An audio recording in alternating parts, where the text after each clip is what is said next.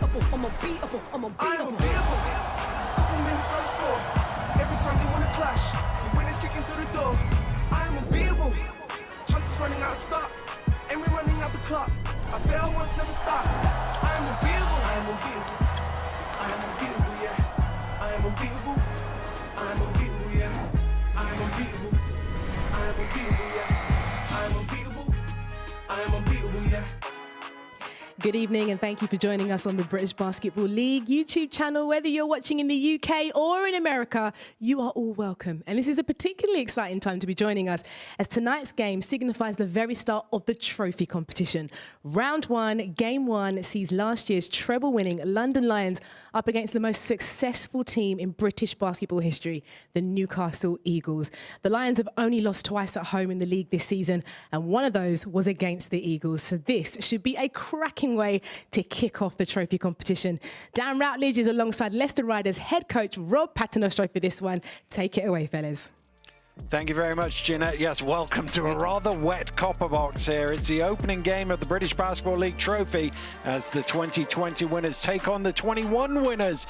The Lions have reached the final of the trophy 4 times in their history, but the only time they won was during the COVID season, so they were behind closed doors. They'll surely have their eyes on getting to the final and celebrating with their fans this time around. Newcastle have won this competition more times than any other club in the British Basketball League history. They lifted it 7 times between 2005 and 2020. It was the first in the Newcastle era. It's a special competition for them. It's the London Lions against the Newcastle Eagles. And Rob, this is a competition that's been pretty good to you as well over the years. Yeah, it's exciting. Everybody's 0-0 right now, but not a lot of time. Only 4 games, so you want to get off to a great start. Well, let's have a look at the structure of the trophy for this year. 2 groups of 5. Everybody plays each other once, and the top 2 in each of the groups get through to the final 4, semi-finals and final in Birmingham. All takes place in the month of January, so you've got to hit the ground running, Rob. No time to ease your way into this competition. Yeah, and I think the home games are very important in this competition. You want to take care of business at home. That's going to be huge. Well, if we have a look at the schedule for this weekend, you can see that London actually play both of their home games this weekend. Tonight, they start off with the Newcastle Eagles, and then Rob's Leicester Riders are in town on Sunday. Tomorrow night, Rob gets his campaign underway with the visit of the Bristol Flyers, a rematch of last year's final in Caledonia as the Gladiators take on Cheshire Phoenix, and then our live game on Sky Sports at 7:45. The Eagles back-to-back going up against the Manchester Giants. On Saturday even, the Surrey Scorchers take on the Sheffield Sharks. 5 p.m. tip-off for that one. And the other game on Sunday, Plymouth City Patriots against the Caledonia Gladiators. Nice easy start for you, Rob. They gave you Bristol and London. Who made these groups? Yeah, no, it's going to be tough right off the bat. Obviously, we had a good game with Bristol last week. Have another one tomorrow night, and then always a challenge down at the Copper Pock Sunday. So, yeah, everybody wants to get off to a good start. We want to get off to a good start at home on Friday. Well, London and Newcastle certainly do as well. We'll break it down a little bit more right after this break.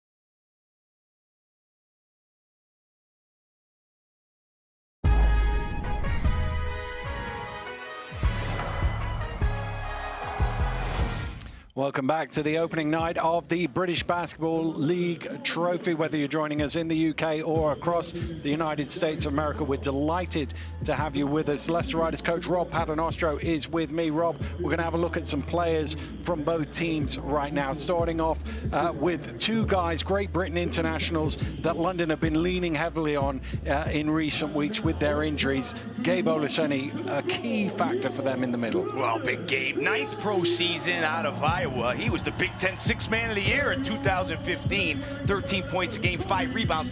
But when the game slows down and they need a bucket, Gabe has been such a good outlet for them on the interior. Very hard to defend one-on-one. Well, in his British Basketball League career, Luke Nelson, we've seen him mainly play the role of sixth man, come off with that explosive offense. Now in the starters, he's showing us what a great basketball player he is. Very versatile guard, can play the point, can play the off guard, certainly knocks it down from 3, really good shooter. He was the Big West Player of the Year in 2017 at UC Irvine. A little better weather than we're experiencing in London out there. But Luke is the kind of guy that if you give him any daylight, he is dangerous out on the floor. And speaking of dangerous on the floor, one guy who has already proven himself in this competition, MVP with Cheshire in the final a couple of years ago, Larry Austin Jr. Yeah, 2 seasons with Cheshire, Larry Austin Jr. Had some injury problems this year. He's only started 5 games. This will be his 6th in the starting lineup. He's a guy that can go backboard to backboard. He'll grab a rebound on one end, take it coast to coast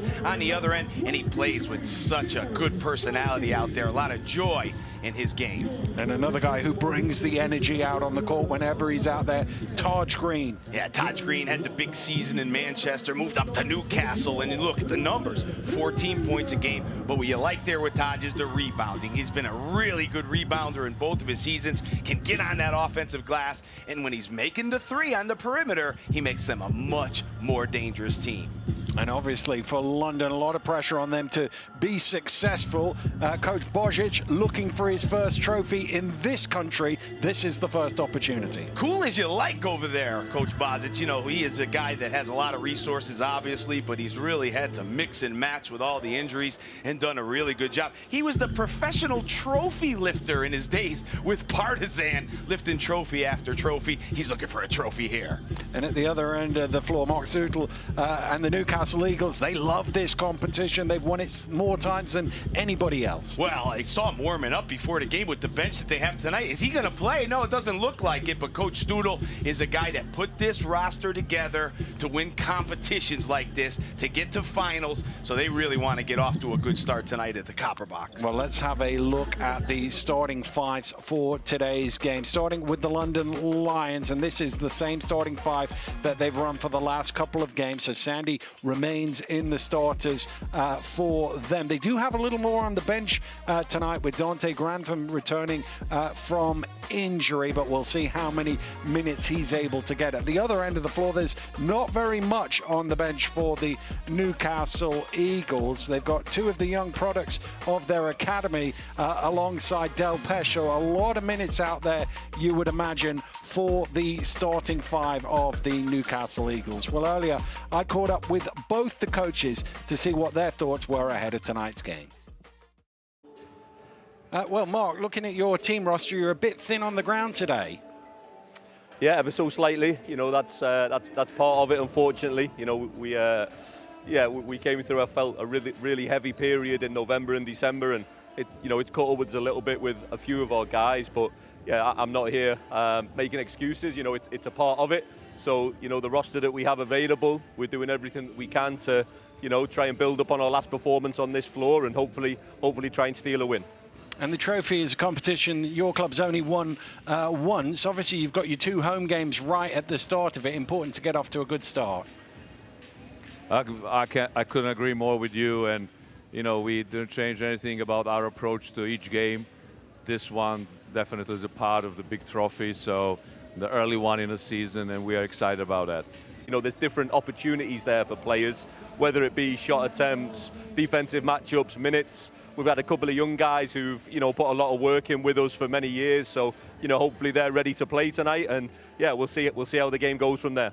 Very good team, individual high skill level team, play very fast with a great pace. first 6 seconds of the offense or last 6 seconds of the offense using their individual qualities. So definitely not easy game for us tonight. Yeah, I think it's about 40 minutes of discipline, 40 minutes of consistency, and trying to stay to our game plan for those 40 minutes and hopefully grind out a W. Well, Rob, when you were a player and you saw a few of your teammates were down, did your eyes light up and think, I'm getting more minutes, more shots here tonight? Oh, yeah, fire away whenever you get it. But no, honestly, though, it is a nice feeling as a player, and you don't have to look over your shoulder whether you're coming out or not. They'll certainly be in rhythm, but how long can they go is the question, because they're going to have to play heavy minutes tonight. Well, that's the thing Coach Stutl talked about, needing to do it for 40 minutes. The one thing they don't lack for in that starting 5 is offensive firepower, and if you're going to beat London, you have to keep the scoreboard ticking. No doubt. I mean, you look at London, #1 offensive team in the league, #1 defense too. But when you play them, you know you have to score efficiently and you have to score often to keep up with them. If you don't, it'll be an L. And Coach Božić has had his own issues in terms of rotating players and finding minutes for guys here and there. He'll want to take advantage of Newcastle, perhaps upping the pressure, upping the tempo. Yeah, no question. He's looking down there and he knows they're not going to utilize their bench a lot, so maybe he rotates more. And I think when you look at their team, I saw Grantham on the list tonight. That's a big addition for him coming off the bench. So maybe more depth from them, which could really put the pressure on Newcastle. Well, tip-off is almost upon us here at the Copper Box, and we will have it right after this break.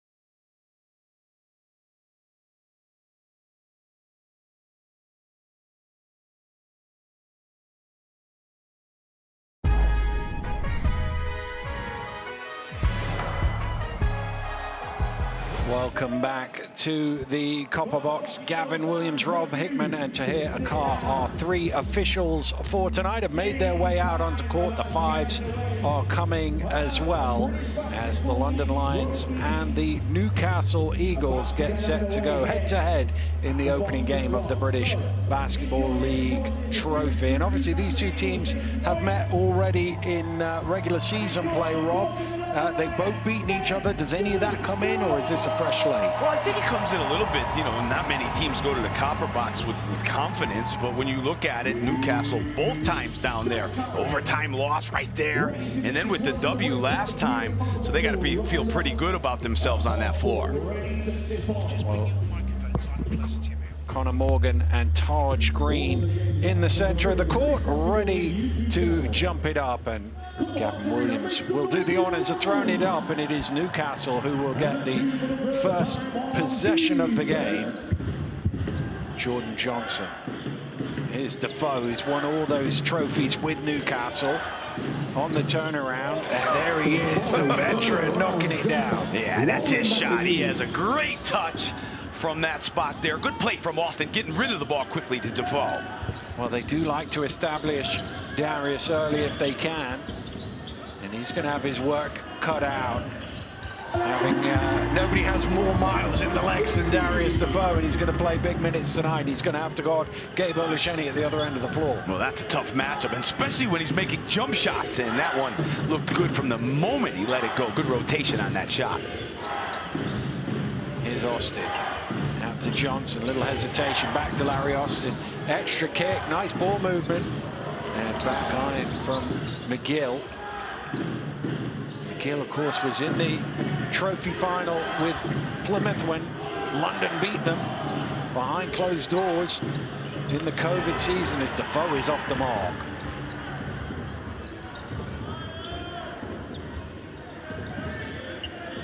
Olasheni up top, out to Morgan. You've got to go all the way out to him. Good hands from McGill to steal that away.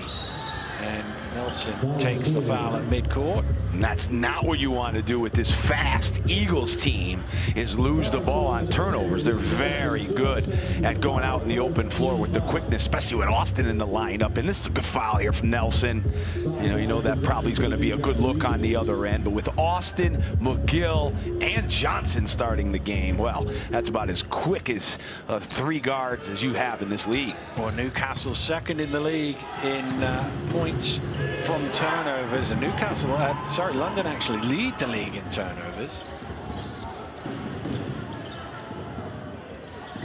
Here's Olasheni at the elbow, that one a little flat.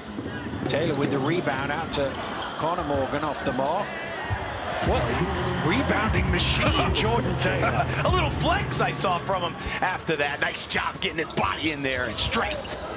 Newcastle going quick, as Coach Božić said he was concerned about. Here's Taylor down the lane. Olasheni this time on the rebound. Well, they haven't quite looked smooth yet, London. Nice spin, that is beautiful. Around and round, and that was a hard hedge by Defoe. He really jumped out on the ball screen. Good job getting rid of it quickly, and a slick move from Gabe. Here's Austin. In the corner, Johnson goes along the baseline. His pass is deflected out of bounds for a Newcastle ball. Watch here. Here Defoe jumps out. Nelson, good read, and just spin me around, Gabe says. And that's what happens when you send that 5-man Defoe way out there. The back line's got to do a better job of coming over and stopping a guy like Gabe. Is Johnson at the top for 3. Well, that's hard to stop off the dribble like that because he's so explosive. He could go by you that you have to give him a step. Big time 3 off the dribble. Nice pick and roll. Morgan getting all the way to the basket. Maybe should have scored at the end of it. Bumped in the back from Green. Well, we know Morgan can shoot the ball on the perimeter. I thought he missed a wide open look before. But what I've liked about him is his versatility. He can also get inside. He's bigger than you think, too. 6'9" and strong. And like you said, he'll want that one back because that's one he usually knocks down. We also saw an excellent timing of the pass from Nelson. He's so deadly in the pick and roll, finding his teammate right at the right time. Yeah, not a lot of space to get that ball through there. You have to be really accurate to make that pass. And I've been interested to watch the way London are defending on the perimeter with their 5-man. They've been jumping out with Gabe on Austin a few times already. So let's see how Newcastle deal with that. And there's Johnson, who we know can draw the fouls. Going to the hoop, dribbling up the court, he finds a way. Well, that's come off the boot of Sandy, so it'll be a Newcastle possession. Shot clock doesn't reset because it's above 14, so it stays at 90.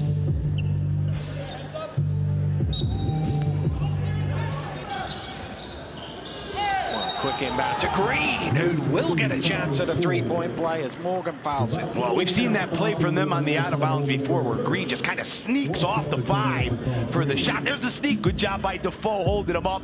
And the little bump, and Todd says, thank you very much. Knocks it down. Not so much Green.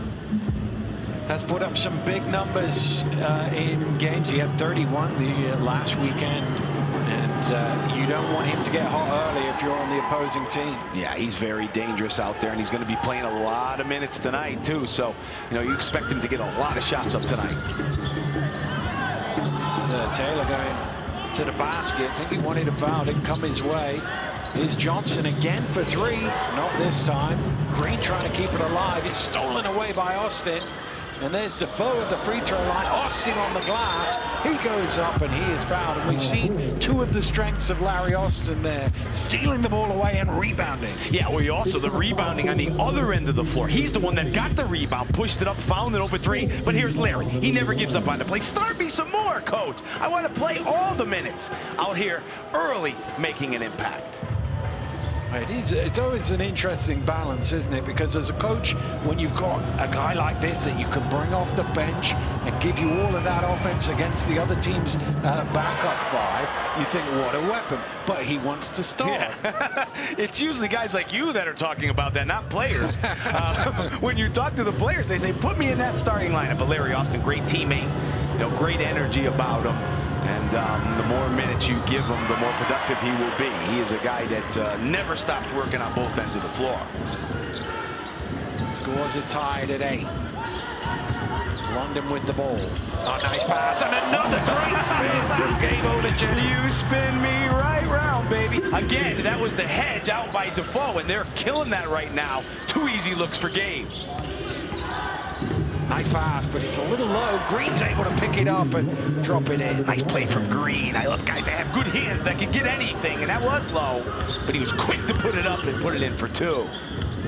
Taylor is being guarded by Defoe, which means Olajeni had a mismatch inside, although Ricky McGill thought he got the ball there, but the referee's called him for a foul. And now when you look at Newcastle, you say, okay, that's not a bad foul. That's not a bad foul. Well, wait a minute. Not many guys on the bench. There's that move from Cape again.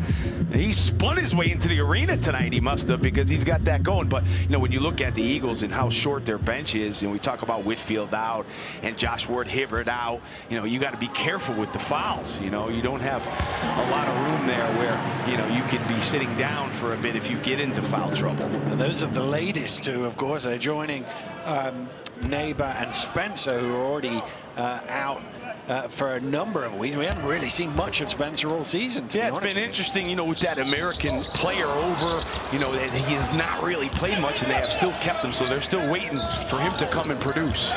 Is Nelson driving hard to the hole, the top finger hole. He took off from deep there, Luke, and put that ball out there, almost like the 1980s when everybody was finger rolling. I love that move from Nelson. You know, we know he can shoot it on the perimeter, but that drive was tough and it looked good too. Watch him here, nobody's there, and put it out there. How about that? I love that.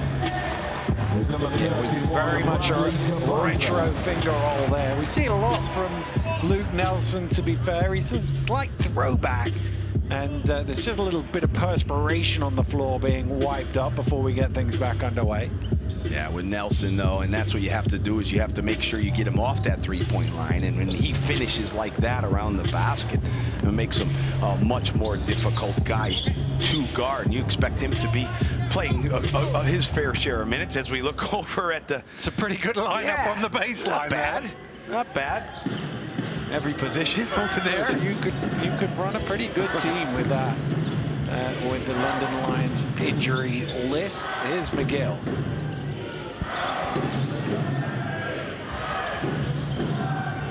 No way past Olajeni, so he backs out, shot clock getting low. He's got to find some room. He does and gets to the rim just in time. Pretty move from McGill. I thought it was a really good possession from Olajeni, hedging on the pick and roll. But the one-on-one player that McGill is, he's able to get to the hoop for 2.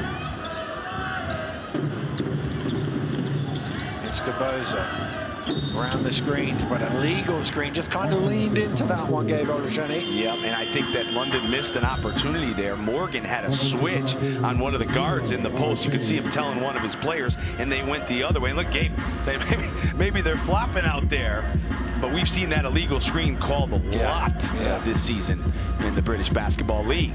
I think it's fair to say what his view of that call was.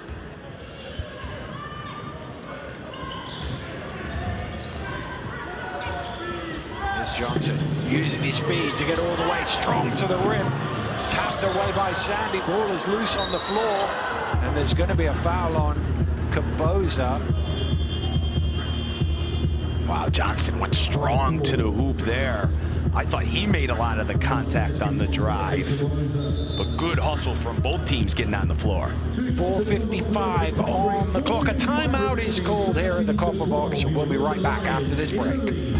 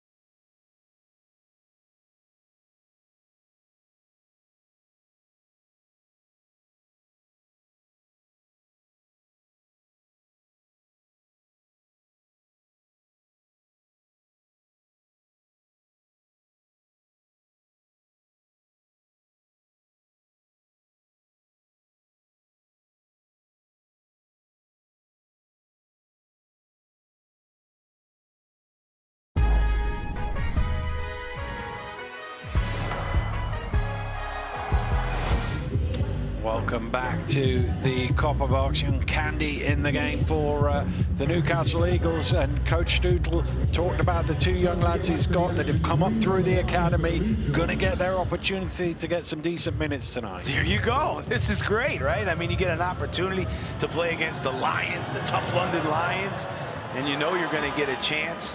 Yannick's the type of guy that can make an open jump shot out there to be interesting to see if the Lions have the scouting report on him. We haven't seen him that much. So maybe he can sneak free for some open looks. Well, get him early. Probably not expecting them. It's probably the advice as Green makes the second free throw and ties the game up at 13 here. Kaboza, awkward spot, gets it onto Morgan. Nelson working the pick and roll, kicks out to Morgan.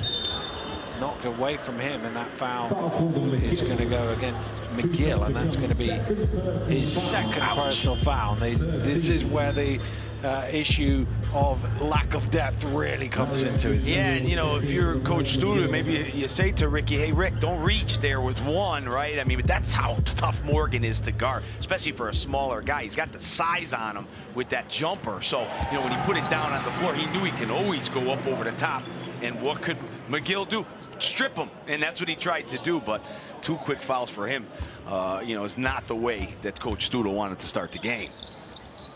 Morgan converts from the free throw line, and the Lions back in front.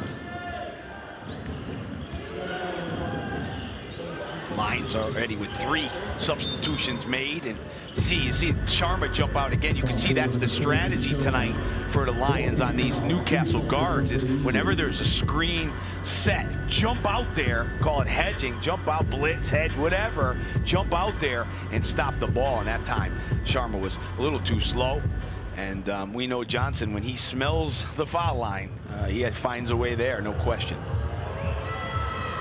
Certainly does, and he knocks down the first one. So from a coaching perspective, the idea of that jumping out, the hedging you're talking about, is to stop the penetration from the guard? Yeah, to get it out of his hand, you know, to get it out of Johnson or McGill's hand, make them pass the ball, but your defense in the back then opens some things up, you know, and that's where you have to be really on point and really connected as a group when you're playing a defense like that. Well, here's Nelson to Morgan. Barbosa around the screen, but the foul is called. Candy just reaching around that screen. First personal, 14. At the fourth team foul, so from now on it'll be free throws for London if Newcastle commit any fouls, and that came off the foot. Kickball violation. Watch Sharma now when they run the pick and roll. He's as tough as it comes with the lobs and the roll threat. When he rolls to the basket, you better have some people there, or he can really be effective in that paint. He's Queeley. Looking for some options. Sharma provides it. Shot clock getting low. Nelson fires up for three and hits the bottom of the net. Well, again, Morgan underneath the basket had the mismatch. They didn't go to him. But that's okay, Luke says. Give me a look out here. And you know how tough he is from behind that three-point line. Austin. Oh, I think that might have just ricocheted, fortunately, off Sharma as far as Larry Austin was concerned, because he'd lost the ball. But it goes out of bounds for a Newcastle possession, and London making more changes. Well, here's Grantham. We've not seen him for a few weeks with his injury. Wow, he's a big miss for them. What a talented player he is. Good size and skill, and very versatile. Johnson gets a long way into the shot fake, but leaves it short, and London come away with it.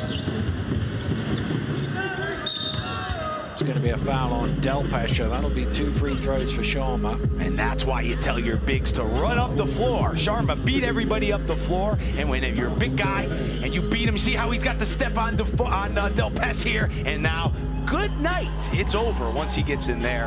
Delpesh called for the foul.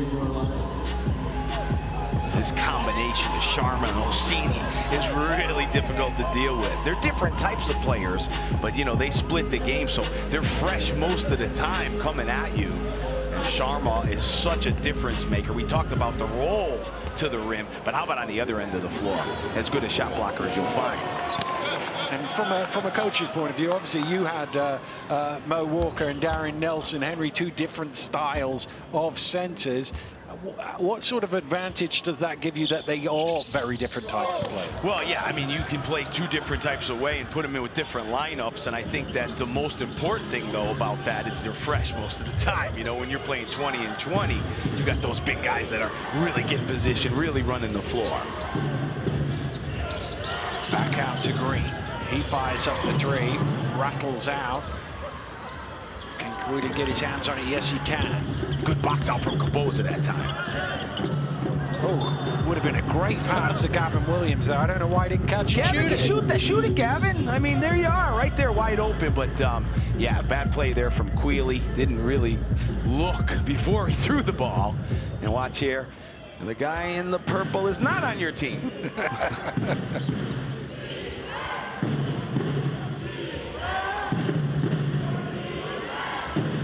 Here's Johnson again. That hedge all the way out. We go back to Delpesh. Rebound. Oh, it's almost pulled away. Johnson. Hard to the basket, drops it off. Austin gets it back. He is blocked from behind by Grantham. That'll be out of bounds for a Newcastle ball. Well, Grantham just back into the lineup. Did a good job with that block, and you see how difficult it is when Sharma's in there. Now Grantham, how big they can be underneath that basket. Eagles have some good finishers out there, but we're unable to finish it. But give Newcastle credit, really picking up all the loose balls in the last few minutes or so. Darius Defoe back into the game now. This is really, when you've got such a short number, it is about rotating in a way that gives everybody a few minutes. Well, 2 centers on the floor for the Eagles, almost like 1991 out there. You know, you got these 2 big guys. We don't see that much in basketball now.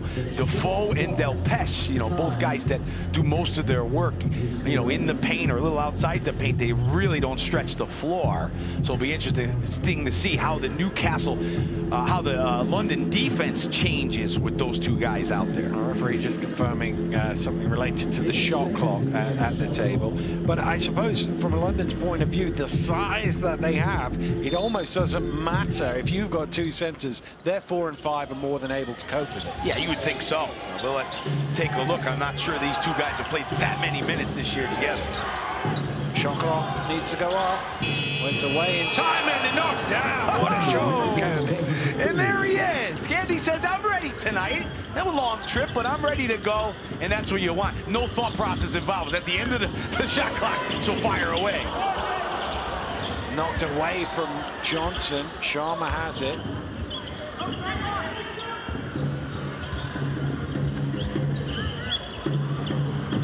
Well, mid-range from Sharma. He doesn't shoot that very often. It's Austin going quick. Austin all the way to the basket. And that is classic Larry Austin Jr. Yeah, so fast. Downhill towards the basket. That's what he wants to do. And here in semi-transition, and you saw the arm from Sharma on the neck. And that was where the foul was called. And once Larry has that space to the rim, he is an incredible finisher at the basket. He obviously came into Cheshire a couple of years ago, sort of mid-season, and really took to this competition straight away as Sharma sits down, and he wanted to win it. He won it, and he won the MVP as well. Yeah, he was great, and you know, again, I talk about it from the opposing sideline, watching him play. You could see how, you know, how much he loves the game, and you know, he really brings an energy to his teammates. That time when he drove, though, that left arm after the foul was called made contact with Sharma. You saw Sharma spitting blood out of his mouth, and it looks like the Lions are a little frustrated over there on the sideline. I don't know whether there's a bit of blood on the court, and that's why they've sent the two teams to the benches while that is being wiped up. I didn't see who got cut, but must have been somebody. London, this is their schedule coming up. Obviously, you go to the Copper Box on Sunday, and then the last two games after that, they're going away to Manchester and away to Bristol. And let's see if we can have another look at where there was anything. That was the foul. Yeah, well, Austin, when he got the foul there, and watch the elbow. Boom! Right in Sharma's face. I think we had a good shot of it there when he went up. I think it was inverted. The elbow hits the face. The foul was already called. And then, you know, got a shot in for good measure as he finished the deuce at the rim. And there you see Sharma. He's the one that had the blood coming out, and like you said, it must have hit the floor or something, and that's why we're in this delay. Yeah, so he's obviously going to have to get that sorted, but also the blood kit out there to clean up the court as well. So Newcastle's schedule in the trophy, they play Manchester tomorrow. Wow. At home. That's not easy on a back-to-back. And then away to Bristol and at home against you guys on at the end of it. Yeah, you know, you look at tomorrow night's game. Obviously, they're down here at the Copper Box tonight. It's going to be a tough game, no doubt about it, against the Lions. Come all the way back home tomorrow to play a Manchester team who hasn't played since Sunday. So they certainly have their work cut out for them. And you'll be interested to see what lineup they'll have for tomorrow night. Will a couple of those guys that are out, Whitfield and Ward Hibbert, play tomorrow? Because you talk about it being tough tonight for this lineup to play. But if they had to come back tomorrow and play major minutes again in a back-to-back, boy, that would be a real challenge. And obviously Manchester have had some injury issues of their own, with Evan Walsh missing the last game, Jamel Anderson missing the last couple of games as well. Yeah, Manchester, who knows what lineup they'll have out there. You know, big miss against Sheffield on Sunday, like you said, with those two players out. So we shall see. And this is the time of the season where the injuries are piling up. And, you know, you heard Coach Studel talk about it before the game. No excuses, part of the deal. And I think all of us as coaches, when we see this type of schedule that we have, we know that there are going to be games where you are playing shorthanded. And obviously, you'll be hoping all those guys on the baseline for London are back on Sunday, ready for you. Yeah, come on back, fellas. I mean, yeah, we shall see. I mean, I think that is, you know, as a coach in this league, especially with London's fixture list and how the injuries have piled up for them, you're always wondering what lineup you're going to get. Those guys could sit over there Sunday if they'd like. I mean, you know, we'll get those seats ready for them. Stay there. You'd be quite happy if they fill up the second row as well. I'll sit next to you guys on Sunday. Well, that is the current absentees for London, and there's a lot of talent sat there. It did sound like from the injury report they put out that Matt Morgan was probably the closest to a return of all of those, but we will see as it plays out. And the blood has been cleared up, so Austin is able to not convert the three-point. Talk about ice in a free throw shooter. Exactly. Boy, that was a long time to wait for Austin. Well, they've missed 5 already, the Newcastle Eagles. We're talking about needed. Oh, good steal. That's what Austin does really well. And in transition, it's going to be a push-off, though, against him. Wow, and that is a tough break for Austin. We'll have to see that again. He played such good defense on the other end of the floor because he denied Taylor that step-up screen. And here he comes, and that's a good call. He used the right arm to eliminate the defender. Watch there, and Taylor, yes, he does a good job of selling it, but when you're running that fast up the floor and you get a bump, you're going to fall back like that. So good call from the referees there. So Taylor has it back, and he will bring it across midcourt. The scores are level at 18. And there's a foul called off the ball. I think it's on Defoe. That's a trick. Sorry, Dan. That's a tricky matchup for Defoe. He's guarding Grantham there, and he held him when he was coming off the screen. And that's the, those two are still having a conversation about that last goal, I think. That is the downside, of course, of having the two centers on the court in Defoe and Delpesh is at the other end of the floor. One of them is going to have a matchup they're not used to. And with Grantham here, he's the kind of guy that can take advantage of that because he's very skilled. You know, he's good size, obviously. He could shoot the ball well, but I've liked what he's done this year with putting it on the floor and making plays as well. They have to be pretty happy to have him back because he certainly makes a huge difference for their team. Could have waited till next week, maybe, Rob. I'm sure. But yeah, it is good to see him back because in the games he has played, there's been some really good performances thrown away, and that's another turnover. And again, Olashini jumped out on the pick and roll and really caused problems there for the Eagles. A minute to go in the first quarter here in London. The Lions leading the Eagles by a couple.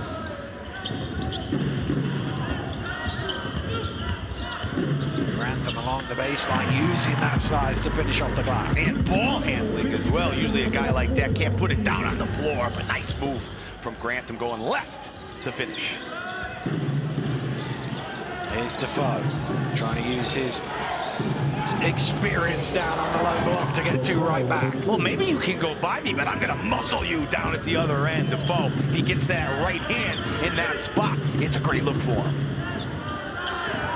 Taylor, again, he's looking at Grantham. They're almost saying, you get the ball and you go and attack one of those guys. Grantham misses the shot and turns the ball over.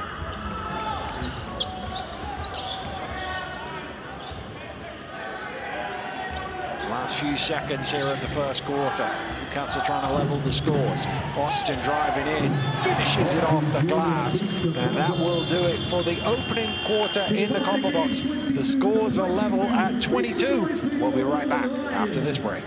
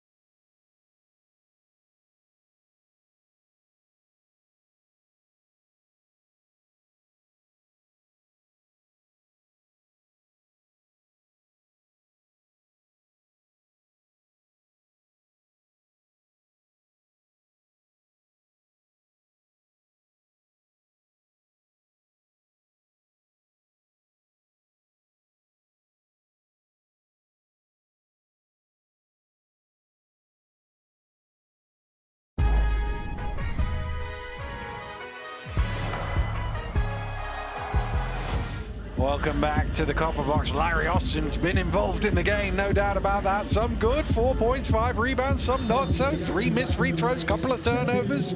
Yeah, when you look at the Eagles, good start from them. They look like a team that feels like they could get something done down here tonight, but they missed 5 free throws in the first quarter. And the foul is called there on Delpesh as he's held back to his feet. And you see Jordan Taylor limping around a little bit. When you run into Delpesh, ouch, that hurts. Strong. Quick early foul picked up here in 7 seconds. It's gonna make him come off the floor. Well, that is his second personal, and we're 7 seconds into the second quarter, but we're thinking of fouls because of Newcastle's short lineup, and I don't think Taylor got back in court there.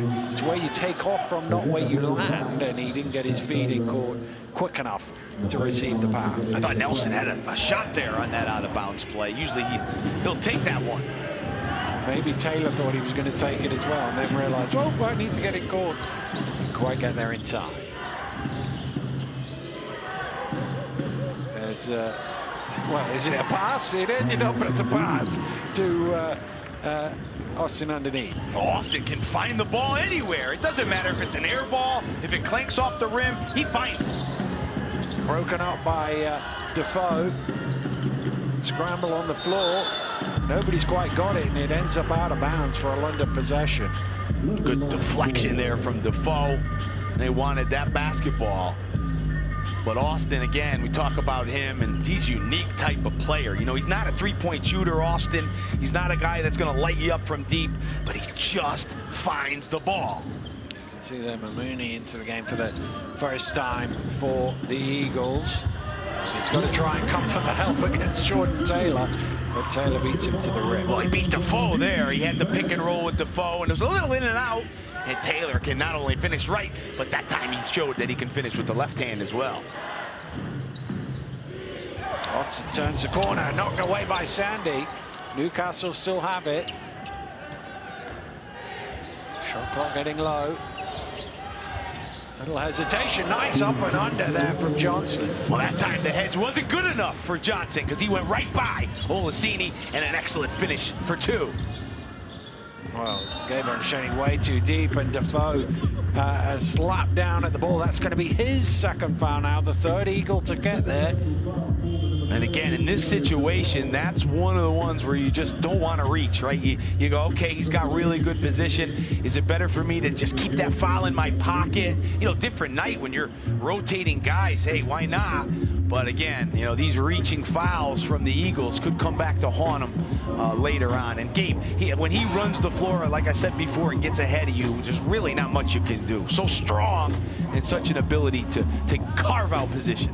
And this is the nightmare scenario because it's Delpesh and Defoe, who are his only 2 bigs really that are both on 2 fouls. He won't want to play with just Green out there and 4 guards, will he? No, but we have seen Green last season, you know, play in that 5 spot. But this might not be the team to do it against the Lions.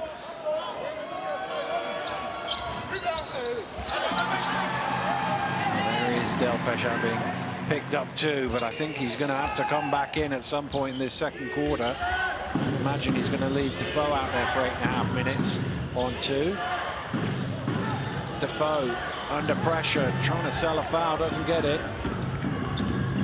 Taylor, nice bounce pass, and wide open underneath is Nelson. Bad transition defense from the Eagles, and that's why you see the timeout coming. Well, it's only a 1-point lead for the London Lions, but you just get a sense these first couple of minutes drifting their way. That's why Mark Studel scored this time. And that's a nice little pass from Taylor. You love those guards that can throw that one-handed bounce pass. And yeah, you know, tonight with the limited bench that he has, Coach Studel would be wise to use his timeouts, you know, not just to stop, you know, the game as far as what's happening tactically, but also to give them a blow when they need it. And what would you do in this situation? You've got McGill on 2, you've got Defoe on 2, you've got Delpesh on 2. You've only got 3 subs. How do you manage your way to halftime? Well, there's a few ways you can do it. First way is, hey guys, nothing cheap out there. Make sure we're not reaching in when we don't have to. We have to take care of not fouling. But the other way you could do it, and they haven't played much zone this year, but you could go into a zone. You're much less likely to commit a foul in the zone, but I haven't seen that much from them this year. So yeah, it'll be interesting to see. And I think, you know, with 8-10 left in the second quarter, you know, now is the time to really alert your guys about those, you know, reach-in type fouls. And going against London, what are the worries if you do go into a zone against London? Well, obviously when you play a zone against a team, you talk about the shooting. Well, they got a lot of guys that can hurt you from the perimeter, that can make shots. But what London can do as well is they have a lot of smart players and good passers that can find the cracks in the zone to get the open looks. And then the rebounding. Very difficult to rebound out of the zone. So we shall see. Not too many teams have tried that zone with a team like London this year. Well, when you're limited options, you've got to consider them all. We'll see if he does go to it. Here's McGill. McGill with the 17-foot jump shot is off the mark. Green trying to keep it alive and deflected, I think, off Austin and out of bounds. And he's going to get a warning there, Taj Green, for a little bit too much conversation afterwards, and that's the last thing they need is a technical foul as well. Yeah, don't get that one there. Good work from Taj, though, battling inside, just unable to come up with the ball.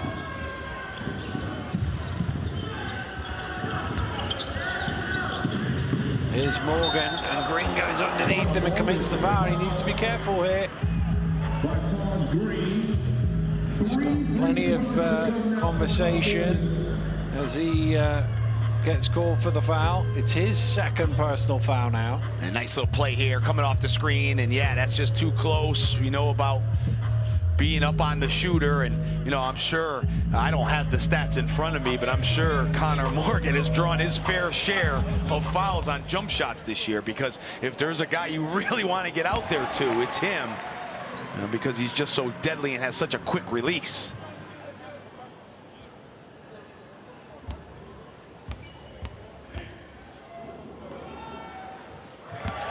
You have to give the Eagles credit so far. They've done a really good job. Now they just have to tighten it up a little bit with the fouls. It's a little dangerous time for them. Oh, he is an excellent free throw shooter as well, Connor Morgan, and he makes 3 more there.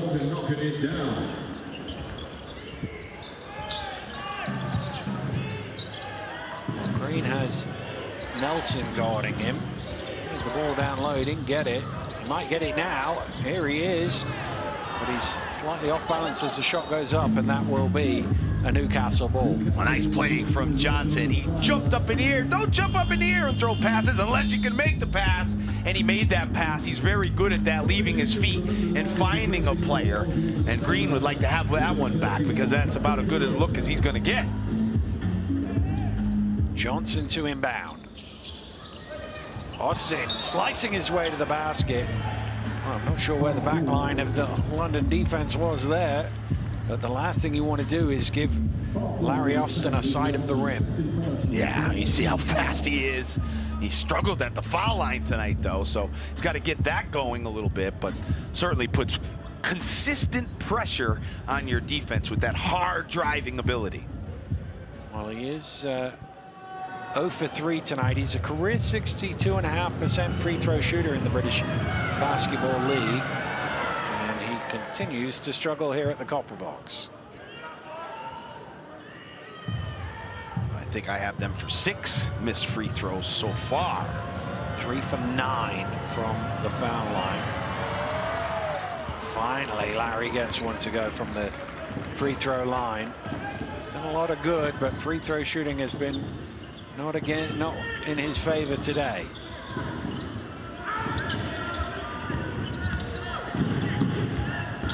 Nelson again, a lovely pass. Oh, and an extra one from Olasheni, who is actually very good at assists. That's a good play from Olasheni. We saw him spin around a couple times on those, but he had the composure that time to hit the cutting Sandy. Sandy, an excellent cutter from the corner for the finish. And knocked loose by Nelson, and Defoe's saying that didn't come off me. The referees are actually going to chat it over now, and they are going to change it. It is going to be a Newcastle ball. Rob Hickman on the near side had a different angle and said, I don't think that did come off Defoe. Well, former assistant coach for the Eagles, Dave Forrester, I know he's in the law game up there, and Defoe did a really good, they should hire him when he's done, because he was excellent at making his point there to get the call. Pleading his case is Johnson. Tough shot along the baseline, he rattles in. Yeah, tough shot, but I'm Jordan Johnson. I make tough shots. 8 points now for him. Only with the handoff, a lot of room for Luke Nelson. He stares it down, but it didn't quite have enough. Rims out. Defoe running the floor. Kick back out to Johnson. Resets for three. Got it. Oh, Johnson with a little skippity-doo-dah after he makes the three. Great composure from him with the flyby to kick. Hey, no, you're not getting that one. A little step to the side. And yes, feeling good right now in London. Well, it's a great celebration as he ties the score up. A couple of minutes ago, we were going, well, they're in a bit of trouble here. Newcastle, foul problems. London just jumped out to a 5-point lead, but a great response from Oxtoodle's side. Yeah, no question about it. And these guys now, you look at their schedule so far this season, obviously heavy. They've got the injuries because of it, but they also have a lot of time together. When you play in these European competitions, and both teams do, you really get to know your team on and off the floor. And when you have situations that are difficult that come up, I truly believe all that time spent together is very beneficial. Well, we look at the schedule that both of these two teams have played, because as you say, both played in Europe. Not quite as many games as you were playing back in the day when you were in Europe with Birmingham. You guys were playing every other day, were you? Wow, I still haven't recovered from that. That was the 2001 season, 2001-2002. We had qualified for the second round in the NEBL competition that we were in. So we also had a 10-game USA trip that year. Not mid-season, maybe in October. Yeah. We opened up, you know, the university games. We went to University of Florida, Mississippi State. So we played over 70 games that season. Yeah. And if you see me walking with a limp, you know why. Yeah, that was, I think it was the March. Did you have like 18 games in March or something? 15 games in March? It was something brutal. Here's Nelson driving to the hole and laying it in for two. Well, that was just a simple horn set. And poor job from the Eagles. Nelson very good at going left. Straight to the basket for two.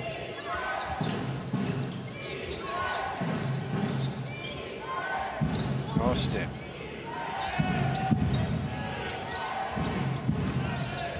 Kick back out. McGill for three, front iron.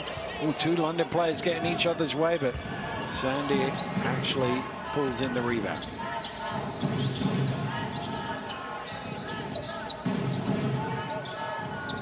Nice pass again, and there's Morgan underneath. Olasheni again with the great pass, but great catch from Morgan. Sometimes, you know, we don't value the guys with the great hands. He caught it and got himself set up for the easy deuce. Well, he did nearly have a triple-double against London earlier this season, Gabe Olasheni. Caboza's got up a little frustrated. I didn't quite see how he hit the ground, but he wasn't happy. I thought Austin either gave him a shove or bumped him. I think that's where the foul's going to be. And he probably had his back turned. And when you get crushed from behind, let's watch number one down on the bottom of our screen come in. Boom! And that's the ones you're not expecting. And Caboza didn't like that one. Oh, it's good work from his teammate to hold Caboza back there as Austin sits down and adds to Newcastle's foul troubles. Yeah, and that's one you don't want to pick up again away from the ball. It's another Guy got to 2. Nobody yet to 3. So we've done okay for that. There's Sandy on the glass out to Nelson. They're the hardest threes to defend. Well, I love Sandy's energy. He never stops working. I thought he was great in the Caledonia game the other night. But here, that time, he made the play and kicked it out to Nelson for 3. Good finish from Taj Green underneath. And he gets the contact for a bonus free throw. Big bucket there. As you see here, the slip. He didn't really set the screen. He just slipped out of there. Good catch. And Sharma late coming over. Big finish from Green. 39-34 the score here at the Copper Box. Timeout call. We'll be right back.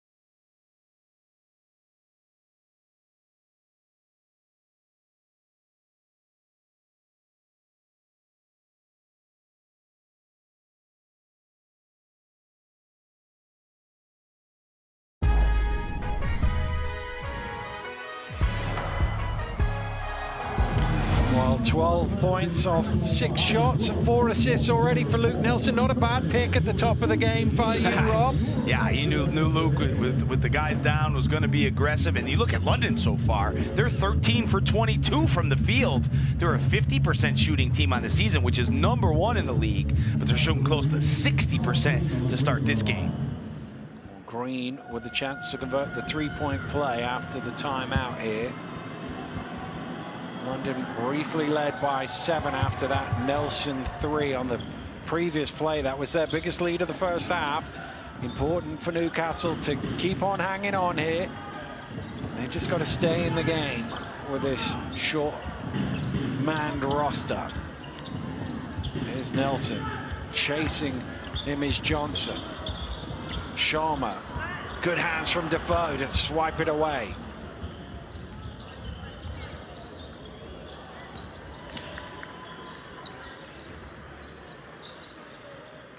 Here's Defoe.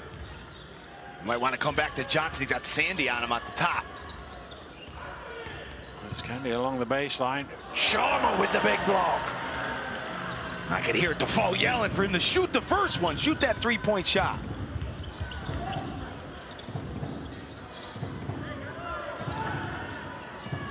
Nelson calls for the screen. Has the switch. Leaves his shot short though. Here's McGill in the open court. Green hits the deck. Blocked by Nelson. Wow.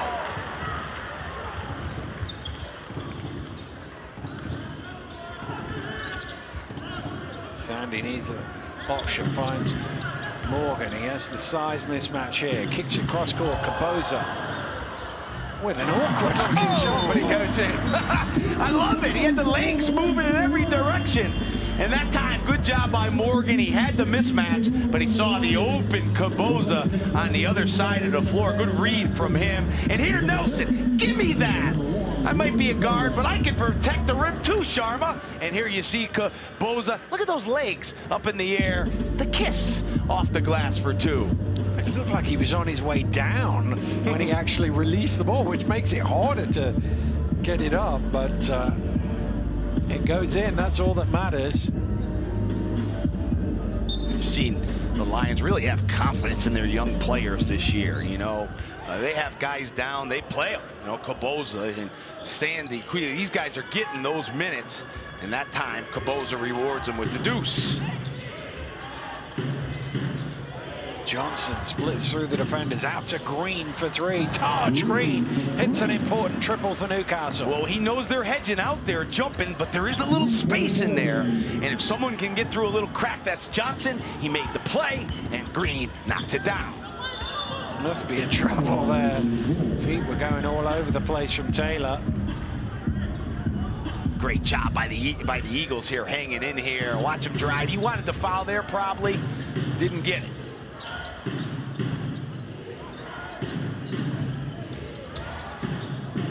Johnson bullying his way, gets it to...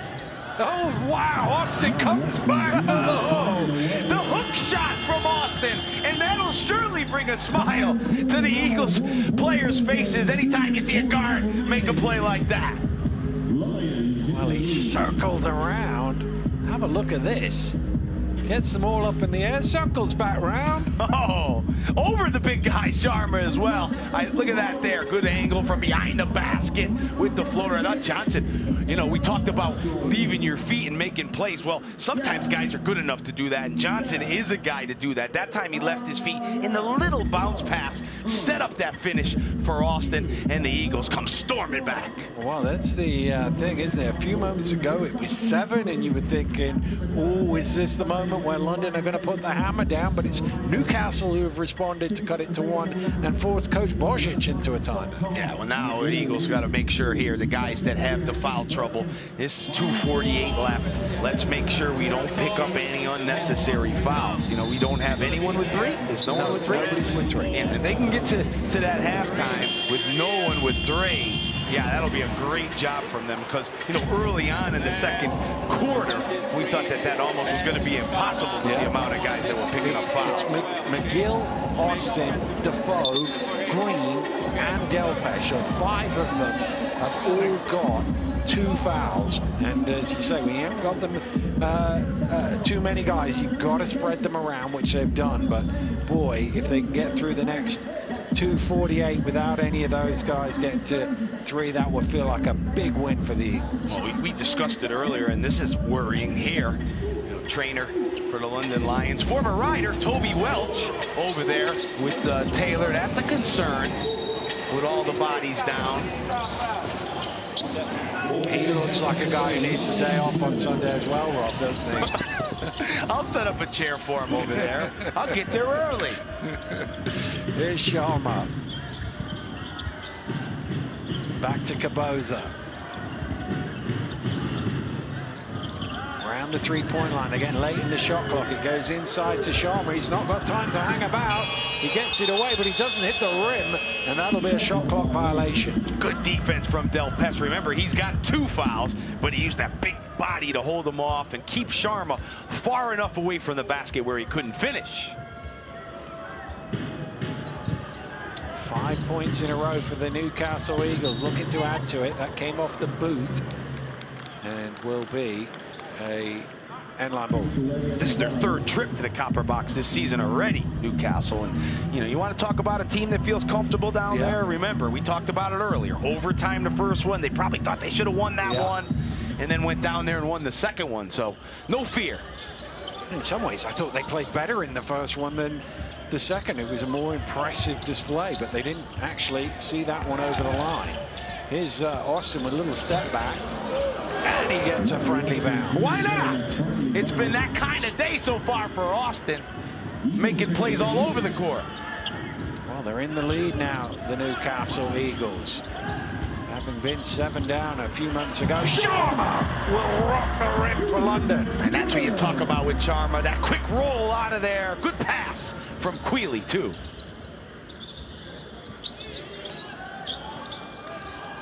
Here's Green.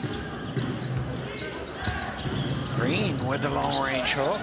And there's Austin again on the offensive glass. Yeah, he reminds me of that midfielder in football that just wins the ball. The guy that just runs all night from sideline to sideline. He is that guy. You know, he will find it. Anytime there's a bad miss, we'll expect Austin to come down with the basketball. And that time Green, you know, missed that jump hook, but he never gave up on the play. And Austin really is difficult to defend because, you know, a lot of times when that ball goes up, you lose him for a second, you don't box out those guards, and he gets in those cracks to grab the ball. Close to a double-double in the first half. He's got 11 points. There's another 2. And Del Pesh with the offensive rebound. I think the foul is going to be on Sharma there, which isn't the best news for London either. Well, Larry Austin just tried to, because he's having such a nightmare from the free throw line, while the ball was loose, he ran over, grabbed it, went to the free throw line just to throw one up and feel good about it, grabbed them, saw him do it, and caught the ball and says, no, you're not getting any free chances. I love it. I love that play from Grantham. You know, you're going to have to wait your turn when you get to the line. This is Del Pesh's turn. Well, Newcastle have missed a lot of free throws in this first half. Del Pesh is not their best free throw shooter. I think that's the nicest way of putting it. But they could do with a couple here. Newcastle as a team from the free throw line this year. I have them for 4th in the league at 75.5%. And, you know, when you look at all those free throws, man, you say, hey, Newcastle's probably outplayed them here in this half. It could be in a much better position than they are. Well, there's a little pause, so that allowed Austin to go back and have another go. He still missed it. Shaking like, his I'm not head. doing that anymore. Well, at least you'll go to the other rim in the second half. And if I'm Austin, I'm coming out of that locker room early to get those up on that other rim. They'll be ready to go. Another delay here. Yeah, there's an issue with the clock, the shot clock, and they're just trying to sort it all out. Give it a shake, turn it off and back on again is the usual rule of thumb. You can see we've got the game clock on there, but for some reason the shot clock's gone missing. Somebody's going to get a bag full of cables here. And as a coach, just before halftime, you don't really want this sort of pause. But I guess Newcastle are short of men, so any extra breather? Maybe. I mean, you could look at it that way. I never want it, though. Let's go. You know, even before the game when there's a little delay, I think we all just want to get going. But, you know, in this type of situation, it gives them a little bit more time to rest and a little bit more time to talk about not committing the third foul. Again, they're almost there. They got 1:27 left where they can get into that halftime without anybody in real foul trouble. Well, it's been a long first half. We had obviously the blood injury in the first quarter, and then a couple of stoppages for technical issues. It's taken almost an hour to get through here, but Newcastle up 1 minute and a half to go before halftime. They'd have took that at the start of the game. Of course they would have, and they look really relaxed over there right now, feeling good. Obviously a long journey for them. They have a long journey back before they play tomorrow night. But I told you, you know, this is a team that's traveling all around Europe, dealing with all types of travel situations, all types of playing situations. So they certainly look like a group that is, you know, tested with all the difficulties that could come up, you know, throughout that type of campaign. Well, they seem to have rectified the problem, so we can go back to the free throws that Del Pesh was about to take.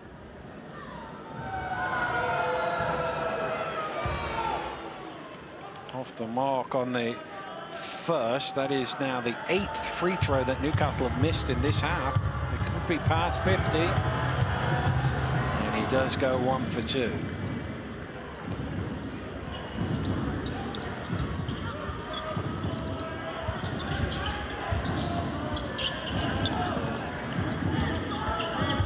Big possession here for the Lions. Remember, no Taylor out there, no Sharma. Grantham fires up the 3.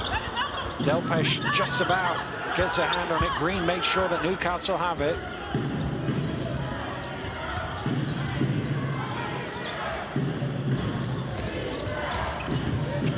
McGill back to Johnson. A lot of space. Fires up the 3. Off the mark.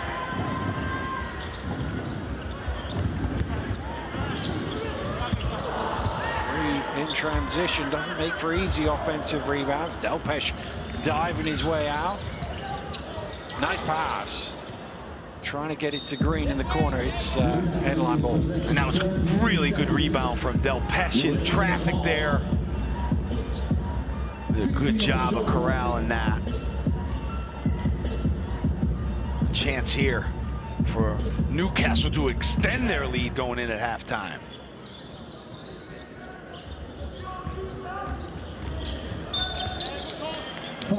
It's a foul against London, which is their 5th team foul, so it'll be 2 more free throws for Newcastle. Bad foul there. I mean, just driving, really not going anywhere. Giving up those 2 free throws is not what you want to do to end the half. Ginobili committed the offense. Green, who is 3 or 4 from the line today.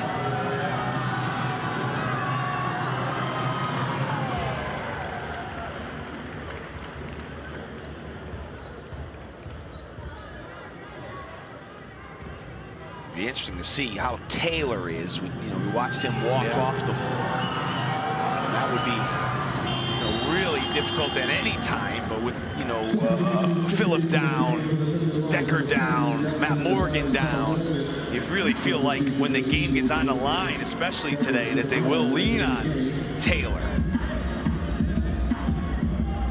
Well, the shot clock is still on, but there's a couple of second differential.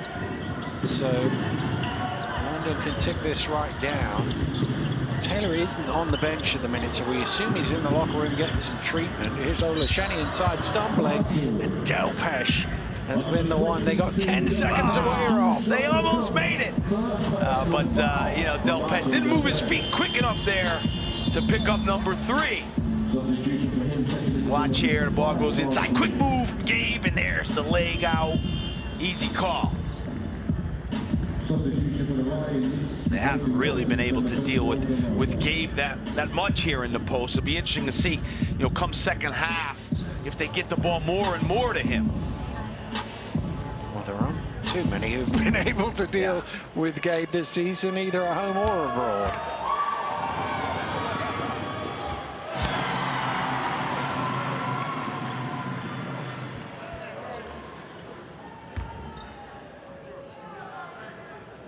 Seasons as a pro, been around the block. His international career as well for GB. Heck of a player. Under Coach Doodle, of course. And Newcastle ticking it down. And, well, Caboza's committed a foul, so it's going to be 2 more free throws as Johnson went to the rim. And you got to know that about Johnson. You got to know that if you put your hand in any way on him, he's going to draw the foul. That's a bad foul there from Caboza. Especially when you know who the personnel is. I mean, good free throw shooter, obviously, but more importantly, very good when someone puts that hand in there to be able to draw the foul. Well, Jordan Johnson is close to 150 free throws this season. This will be his 21st game. He knows his way to the free throw line.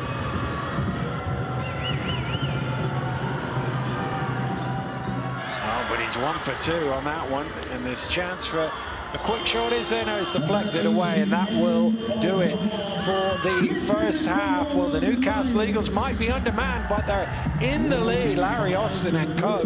doing really well here, Rob. Did really well, and if it wasn't for poor free throw shooting, we'd be up by more. You have to give Coach Doodle and his guys credit for an excellent first half. Well, Newcastle Eagles have the lead here at the half. We'll look back over all of the action right after this break.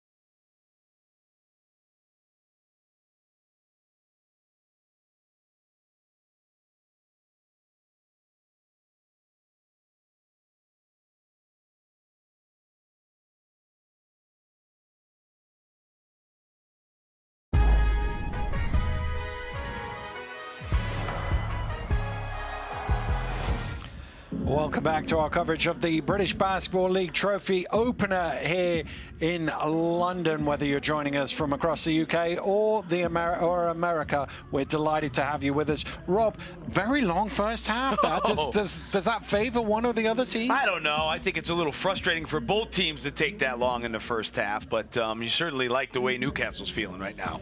Well, let's have a look at the numbers from that first half. The one that leaps off the page is Newcastle getting to the free throw line 18 times. You love that, but only making 9. Ooh, that hurts when you go in the locker room with a lead. You could have it more, but the number that I like from Newcastle, only 3 turnovers, taking care of the ball. And you've got to do that here in London. Let's have a look back at the story of the first half. And really, there wasn't much of a move by either team here. They were essentially trading blows. Yeah, trading blows early. You know, we watched the way London was defending the pick and roll, trying to take the ball out of Johnson's hands. And then Olszewski with the good start. And here, again, that spin from Olszewski. Not once, but twice we saw him make that move. Here again, Nelson with a great pass. And yeah, why not? Spin again. And they have looked really good when Nelson's been on the court. He's really dictated things for London. Yeah, we know about him from the perimeter, shooting the ball, but he's done a good job distributing and getting to the rim. And at the other end of the floor, there were a couple of times where Newcastle looked like they might slip behind, but the other thing they did well as knock down some shots, Larry Austin crashing the offensive glass. Yeah, I thought, you know, when you look at the both teams today, there was only one winner in the 50-50 balls. Whenever there was a 50-50 ball, I felt like the Eagles came up with it, and Austin came up with it a lot of times. And then when you have a guy like Johnson making tough shots all over the court, this is the one I like, how smooth he was. He liked it too. He certainly did. A little jig from him. And we said at the beginning of the show, you're going to need to score against the London Lions. 48 points in the first half is a good return. No doubt about it. We don't even think London played that great, and they had 45 on the board. So you're going to have more of the same. It's going to be hard if you don't get in the high 80s to beat this team. Well, they will certainly want to keep that up in the second half. The Newcastle Eagles, very important for them to start this third quarter properly. Yeah, I think you got to come out, and again, let's talk about the foul issues. Not a long bench, only one guy on 3, but to start that third quarter, keep those hands down. Don't get called for any cheap ones. Well, the second half is coming up shortly, but first of all, we got Jordan Taylor of the London Lions to take a peek behind the scenes here in the British Basketball League. But first of all, Taj Green went sneaker shopping. Hey, it's Taj Green here at Crep City, Newcastle. Let's go shop and see what I find, but it's gonna be on Newcastle Eagles budget. I always wanted to hoop in these, but I feel like that'd be too heavy for me. There's always been a connection with basketballs and sneakers. I feel like, it started with Jordan, and I feel like now just with the fashion and shoes, and it's worldwide. Jordan 10 is probably my favorite shoe. I had owned the NYCs 10s, and I hooped them. I was like, ooh, yeah, I like them. Or these right here. At first, I didn't want to come overseas. Being away from family, I'm a mama's boy, so that was the biggest thing, being away from my mom. But it was a good journey. I'm blessed to be able, to say I'm a professional basketball player. Coming to the UK, really like 11 o'clock, they have 4 outfits. And I'm walking around sweatpants, hoodie, and I'm like, I don't feel right. So I gotta, kind of like draw into the culture, like everybody got outfits early in the morning. I got these at home right now. The whole life general about Newcastle is good and it's smaller. It reminds me back at home. How much y'all shirt? 60 on all of them? I like this one too. And all of them 60. Yeah, the other place tried to get me. To me, it's drip. Our terminology of drip is, what you put on the court, off the court. When I don't have a decision, I go any, mini, mighty, mo's. I always go with the opposite though. Yeah. Let me get this large one. I just want this one. Don't let nobody get these, please. No, like, the best player to ever touch a basketball. Behind me. I'll raise him one. There you go. Over this, This is a lit league. We have a lot of good players, a lot of great talent. I just feel like it's a league that a lot of people sleep on and don't realize the talent that we actually have. This is gonna describe my whole team in one. Teamwork. If you think about it, we got a team full of players, real fast, athletic. This is Darius Defoe, man. He about business. We have a good coach that's gonna lead us in the right way. We real exciting. This will be JJ. That looks a bit serious. Yeah, JJ tough. Like JJ here, floor general. If I could pick a shoe from this table, the Pandas, you know, you can wear those with anything. Like I can fit in with anything. I just feel good, you know, being on the court because I'm still blessed to be able to play. And it's only year 2, so I feel like it's more years to come. These two absolute ballers, welcome basketball resident expert, Ovi Soko. Also welcome to you, Jordan Taylor, current London Lion as well. 3, 2, 1, Jordan. Today I got to come in and do the live studio show, Newcastle versus Plymouth for the British Basketball League. Newcastle is facing the Eagles team. They've given their all-star roster. I am going to throw it to you, Jordan. Quick answer. Got to work with Jeanette, which was amazing. My first time getting to work with her, as well as my guy, Ovi. We love a yum-yum for a post-game nutrition, don't we there, Ovi? Oh, 100%. I mean, I personally would go for a Popeyes, as I think everyone here in the studio knows. Here we go. I think this side, you get to show your personality even more, especially when you got, again, 2 great personalities in Jeanette and Ovi. You get to have a lot of fun with it. Drops him, gets to screaming. Ain't nothing over there. And then drops it around the big fella. That's pretty. Here, you're kind of like a fan who they kind of camera cuts to you and you get to give your 2 cents, so it's fun. Second half from both ends of the floor as well, you know. You saw guys like Josh Ward-Hibbert getting comfortable, cutting to the basket. Ricky McGill in the first half kind of playing off the ball a little bit more. Del Pesh got in the action. Everybody got involved like we talked about, and that's what that Newcastle team can look like when they have that general leading the way. Talking basketball is talking stuff. That's what I do anyway. My teammates will tell you that's all I do. Go get Luke, go get Luke, go get Luke. Whatever you do, I do. Hey, we playing through all that. We playing through all that. Good finish. Good finish. Good finish. Whether it's NBA, British Basketball League, Euro Cup, Euro League, whatever. I talk basketball, so to be able to do it on camera and broadcast it to the UK and to parts of the States is really, it's amazing. Thank you very much, Jordan, Ovi, and we'll see you guys next week.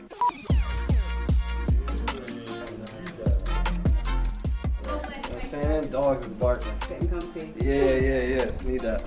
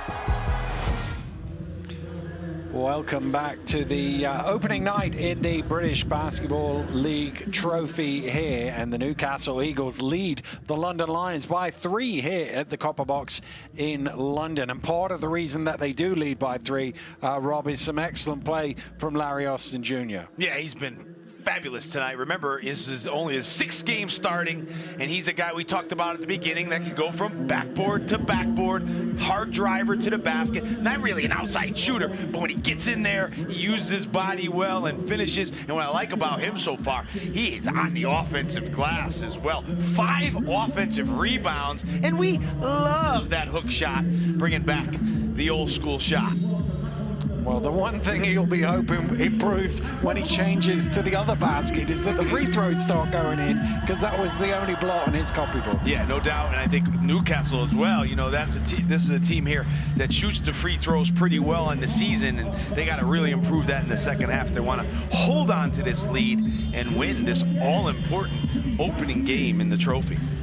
Well, we've talked about the trophy format. You play the other teams once each, so you only get 2 home games. You don't want to give one of them up right at the start. Coach Bojic and his assistants will be trying to plot a way back into control of this game. Yeah, you know, when they saw their roster today, I bet they, didn't think they'd be in this situation, but it's a team that has found a way. You know, London have been in trouble before, and you see, Jordan Taylor not starting the second half. It'll be interesting to see. We saw him hobble off with that leg. It'll be interesting to see if he plays at all in the second half.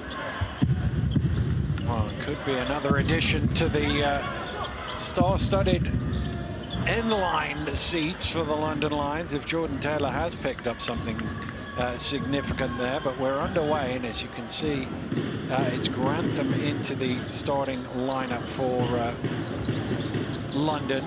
And he's immediately looking to back down Larry Austin and use his size, but he leaves it short. McGill drops it off to Austin, who lays it in. Smooth play from McGill. We're used to him looking to score, but that time when the defense came, dropped it off nicely, and guess who is running the floor? Larry Austin again.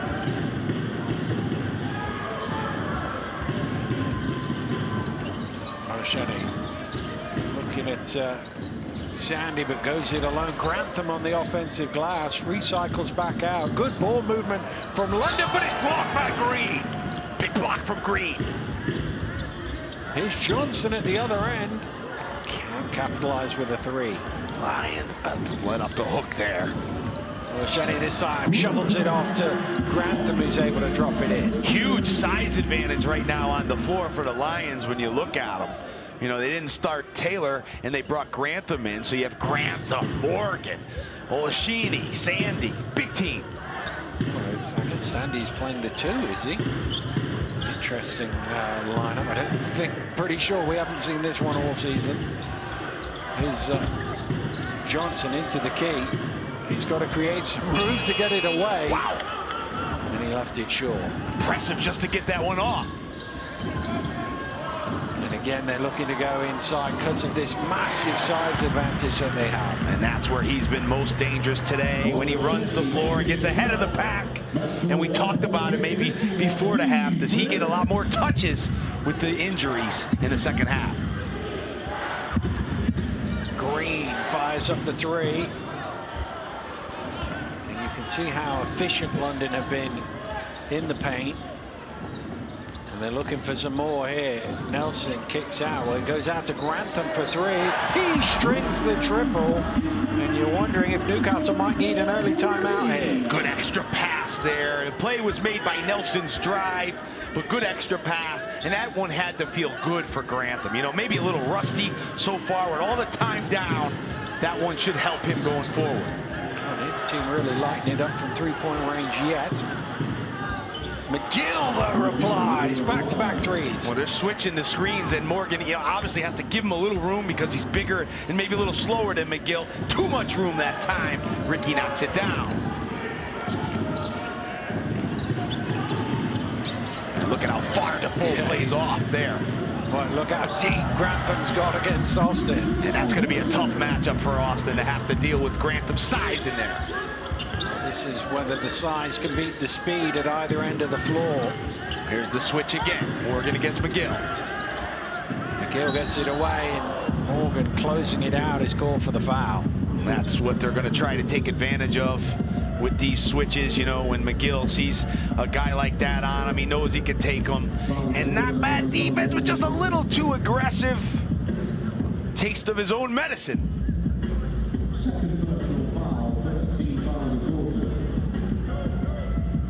So McGill will go to the free throw line. All those missed free throws in the first half. Ricky McGill never went to the line for Newcastle.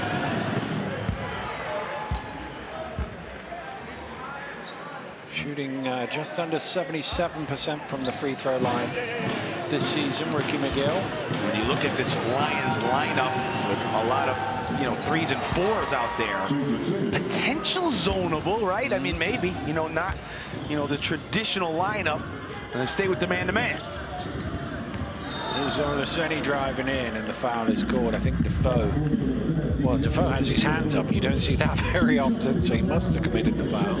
Or he wants the foul to be called on him and not someone else. We've seen that before. There is the possibility. I've seen everything with 13. He's been around a long time. Yeah. You will have played it. Did you play? No, I did play against him. I sure did. Yeah. Yeah. And every time I do the scouting report, I am stunned that I'm still reading his name. And I think I say that. I'm still reading this guy's name. But yeah, Darius Defoe, we've had so many battles throughout the years with him. What a player. So Olaseni putting London in front here. Good start from Olaseni. I think they'll keep going back to him. Knocked away, but McGill just about keeps possession. Johnson trying to attack. Gets past his man, but Sandy deflects it loose. It falls to Austin. Can't get it to go. Olaseni with the rebound. Amazing that Austin it's stolen away by Austin. And he finds Green, who goes through the block. Green can't believe there wasn't a foul. Referee Williams says all ball on that, Taj. What an incredible sequence from Larry Austin, though, to be able to get the ball here. He never gives up. Give me that. And then the drive. And this was a nice dish, too, that he made. I thought Green would do better there. That's a screen on Defoe. Rolling into that. That's going to be his fourth. And that's the one that hurts there. You know, you get that foul where you raise your hand on one end and come back, maybe get a look at that. That hurts the Eagles. They play so well with him out there. Green's been playing really well with Defoe on the floor. Let's watch again here. He's trying to set the screen, and just a little movement with the arm. We've seen it called.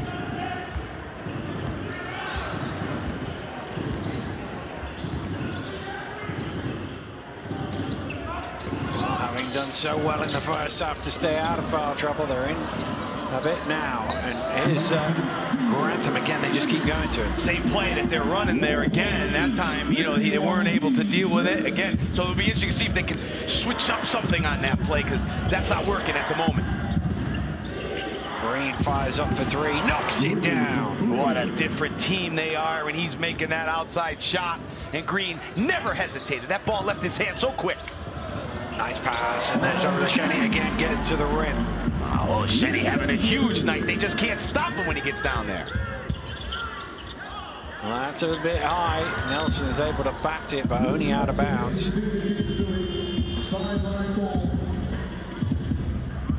Should be a lot of minutes for Luke here in this game with Taylor, you know, seemingly out. He's surprised if we see him back. So you think Nelson might get, you know, maybe the whole half out there. Not many guards at their disposal. McGill, he's going to let it fly from three-point range. He's going to hit the bottom of the net. His second of the game. Nice play there. Quick pass from Johnson. You know, he made that quick pass, and you have to put it right on time. And McGill feeling really good.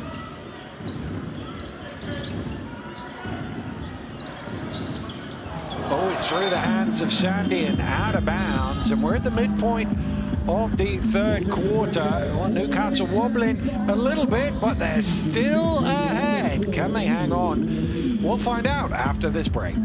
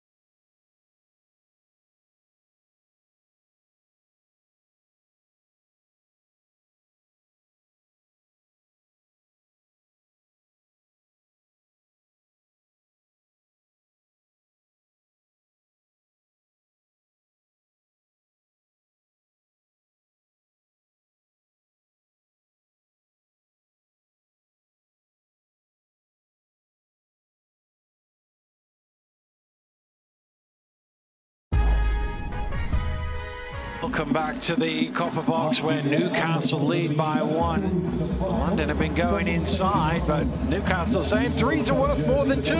And Ricky McGill, you should know about him. He's their leading scorer, 18-point, leading shot taker. He averages 18 points a game, but he takes 14 shots per game. So if there's ever a guy that's going to get one up, it's McGill. Also leads them in minutes at 33 minutes per game. Here's Austin.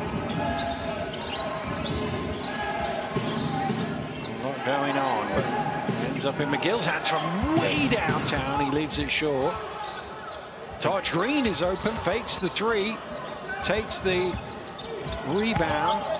Ball is bobbled about, and London come away with it. Great save from Sandy, the dive to save that ball.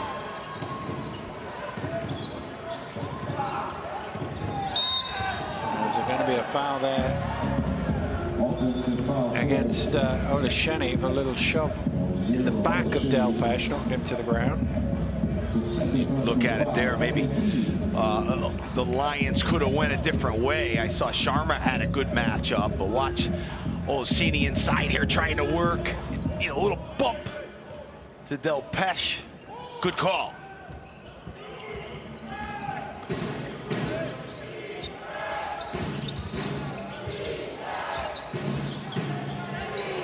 One versus 5 here. Johnson's got to like this matchup. He's going to try and use his speed. He does. Kicks to Austin, who wanted the extra pass, and it's deflected out of bounds. It'll be 4 on the shot clock. Larry Austin Jr. double-double already in the game with 15 points and 11 rebounds, 6 of them at the offensive end. Shot needs to go up here. Johnson gets all the way to the rim, but he cannot finish. And you look at that last play before, Johnson made a really good pass to Austin. He looks at Austin and said, you should have shot that 3, you were open. Nelson somehow finds Morgan up top, who knocks down the 3. That shot is so pure. Morgan, as soon as he lets it go, you feel good about it. Green trying to reply. That will go out of bounds for a London possession. You know, been around this game for a long time, coaching, playing, watching the game. And when you watch a guy shoot like that, it is a pleasure, because not just, you know, during the game and the warm-ups, it just always looks like it's going in. And when you're 6'9", 6'10", it's going to be really tough to block that shot up there.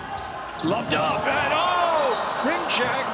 But he's pulled the net as well there. Gabe Olesheni didn't get high enough to jam that home. And then he's grabbed the net to allow him to get the rebound, and that is not allowed, so it's a Newcastle ball. Great pass again from Nelson. He's been diming all over the floor. And this is one, if you're Luke, you go, man, that was an assist for me. Oh, he's going, I'm going to throw that to Sharma next time. Let him go get it.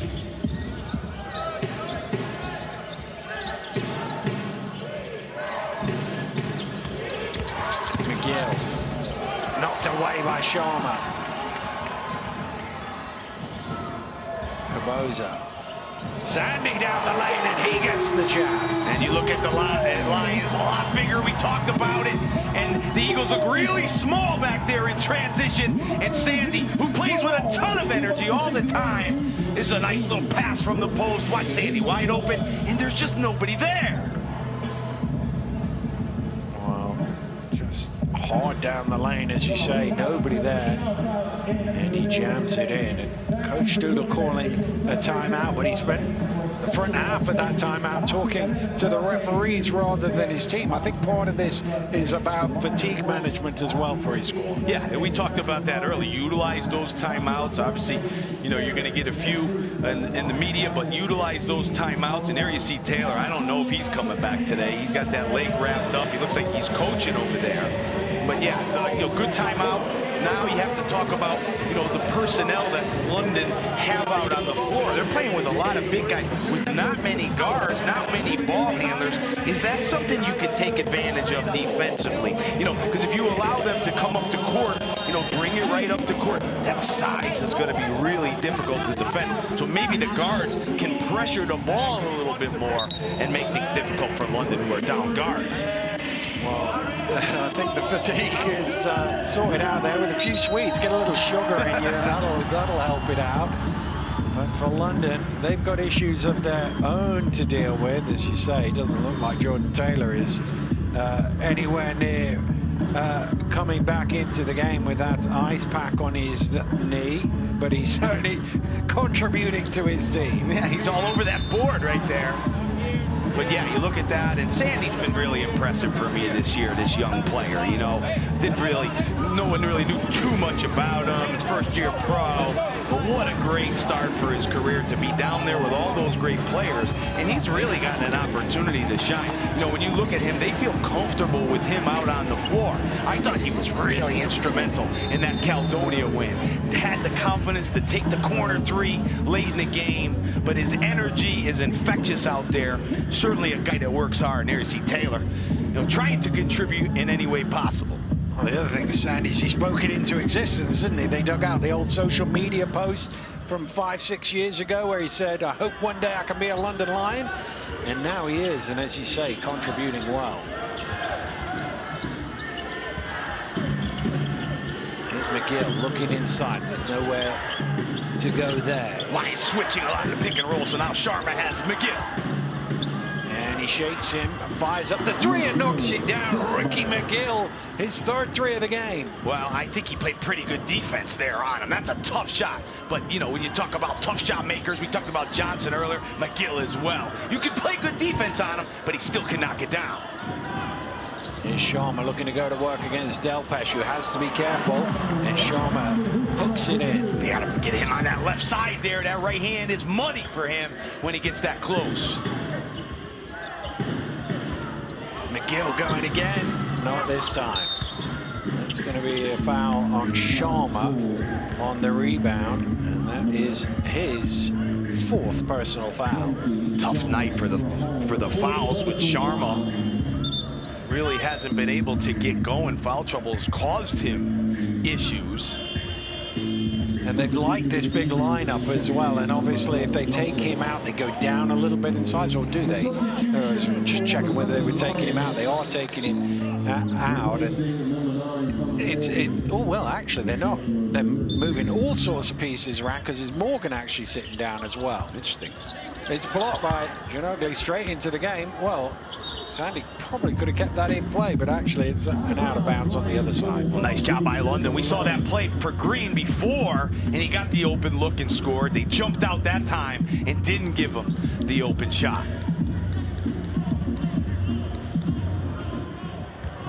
Here's Quealy running the point, and maybe a little bit of pressure on him. Kaboza kicks to the corner. The lineup they've got, it's probably their most inexperienced lineup, really, London, but needs must. Here's Kaboza for three, and he hits. And that's a crusher for Newcastle there. Kaboza, not the greatest three-point shooter, end of the clock, making it count. Back out to McGill, and he's bumped by Sandy. It's only the 4th team foul, so it'll be a sideline ball. And you see Kaboza, another one of those young players, really plays with no fear. Here you see, go under the screen. He says, hey, why not? Too much space, and knock it down. And with this lineup, you would expect Kaboza to get the opportunity to take more shots.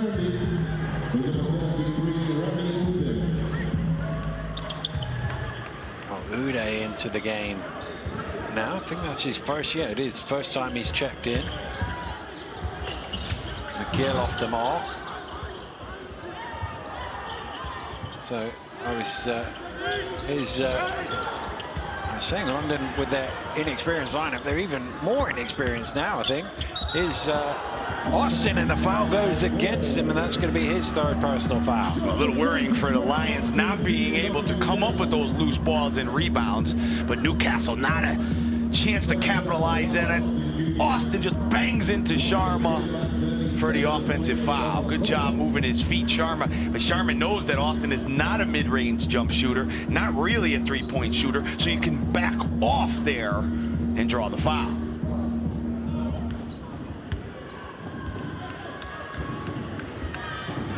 London have edged out to 6. They've never led by more than 7, but a chance to get past that now here in the last few seconds of the 3rd.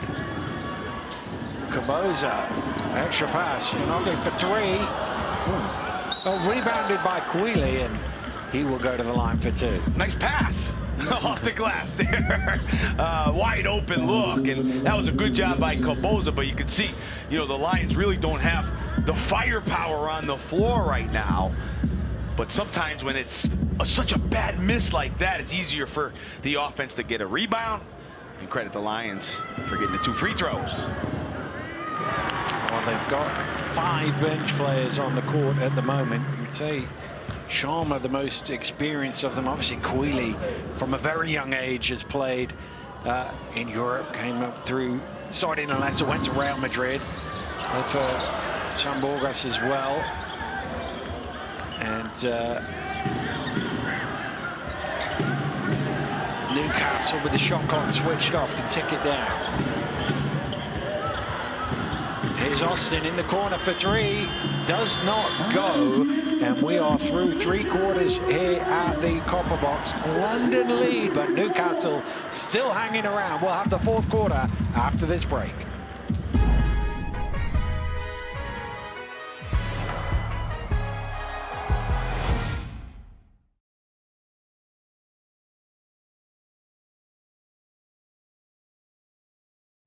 Okay, Copper Box.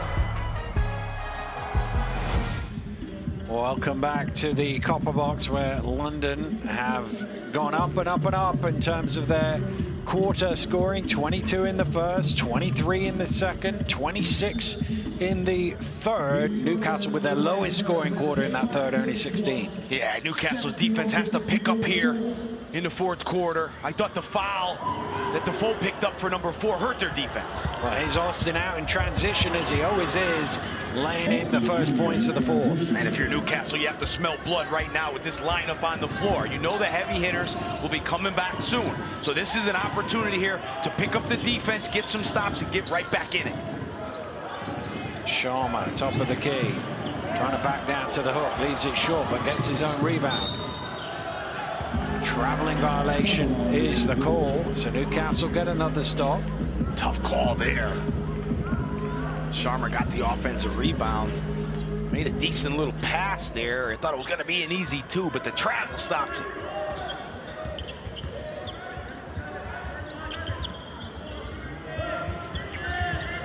McGill drops it off to Delpesh, who can't reach it. Kaboza comes away with the ball.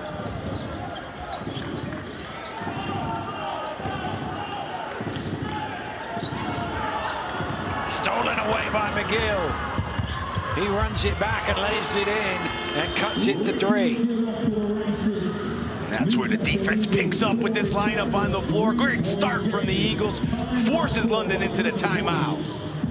Well, Coach Božić calling a halt to play after only a minute of the fourth quarter as Newcastle get the first couple of scores, but it's probably the other end of the floor that he's more concerned about. Well, you see Morgan sit down, you see Nelson sit down. He doesn't want to take too much time. He had that, that unit out there, that young unit that we haven't seen any of this year.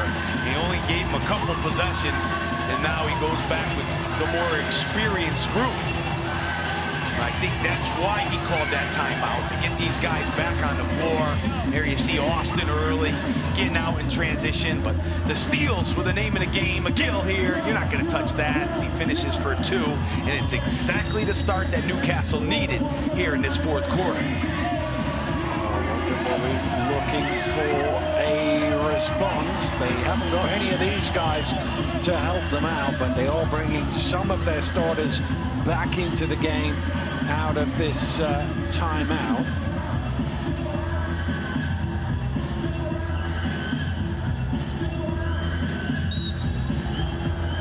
Let's see what they have out of the timeout, what play they will run. Once Nelson brings it forward. Around the screen for Morgan, the pick and pop. Perfectly executed. Yeah, that time it was a loose switch. You got to, if you're going to switch, you got to switch better. And Johnson didn't do a good job of getting out there. And there's that man again. Oh, Delpesh went for the jam, but it's off the back of the rim. And Austin has called for the foul on the rebound. That'll be his 4th. Wow, is that a big play? You finish the dunk, you cut it to 4, but Austin doesn't commit this foul. Good pass to Delpesh, and you have to finish that one. And here's a bad 4th foul from Austin. And you see, he puts his hands right behind his head. He's gonna have to be careful. Same play.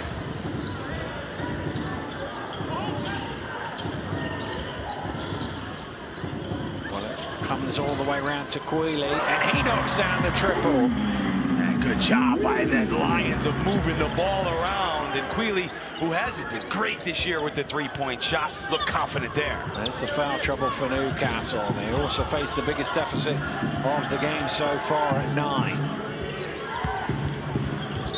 Down the lane goes Johnson, and he is fouled and will shoot 2. And that's what they need, Newcastle. A little bit of Johnson getting to the free throw line. Watch him here, a little crossover. And now he has the ability to throw his body back. And, sometimes the players look around and he's laughing like, that's not a foul, man. You can tell right there. And Johnson said, well, watch me make these 2 free throws. Very frustrating guy to play against. Delpesh is going to check out of the game. Defoe is back. He's been around a long time. He's played on 4 fouls, probably more minutes than anybody else in British basketball. He'll know how to stay out of trouble. It does take a little bit of that aggressiveness away from him that he plays with. You know, he is really one of those irritants on defense that gets under you and plays a lot of different ways. Now he has to be really careful because they're a better defensive team with him on the floor. Lobbed up to Sharma, who jams it in. That's a set play, that London run. We've seen them run that before. Great pass, great finish. Well, it's forced a timeout now for the first time. Newcastle are down by double figures, and Mark Stootle is going to try and do something about it. Well, this is the opening game of the British Basketball League trophy, but they're all looking to get to Birmingham and the final. The British Basketball League is unbeatable. Join me for the 2024 British Basketball League Trophy Finals, the 27th and the 28th of January. A weekend of unbeatable basketball and entertainment.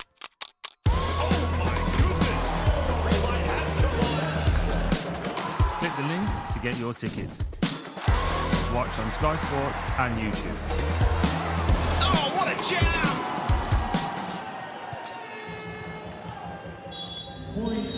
Well, the only time the Lions have won, it was behind closed doors. These fans will be hoping to get themselves to Birmingham this year and see their team lift this trophy. It's a long old journey, but you've got to start it off with a win here today. Yeah, and I think, you know, give them credit here with all the guys down. You're finding a way to be in the lead. This is a crucial time here for Newcastle. 10 points down.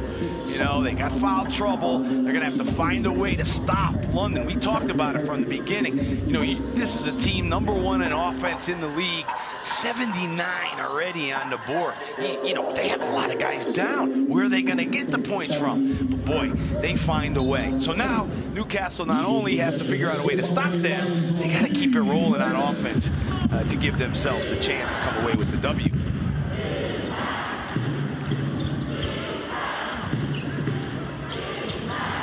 Post-up play for Green. Morgan read it well. And he steals it away. And it's when you're down 10 in the fourth and there's 7 minutes to go that the fatigue suddenly starts to kick in. The legs feel a bit heavier. And Nelson, 28-3 the bench points. I mean, they haven't got much of a bench, Newcastle, to be fair. No, but I think when you look at London, they've done a good job of, you know, getting their bench in there and resting their main guys, so they have that push here in the fourth quarter.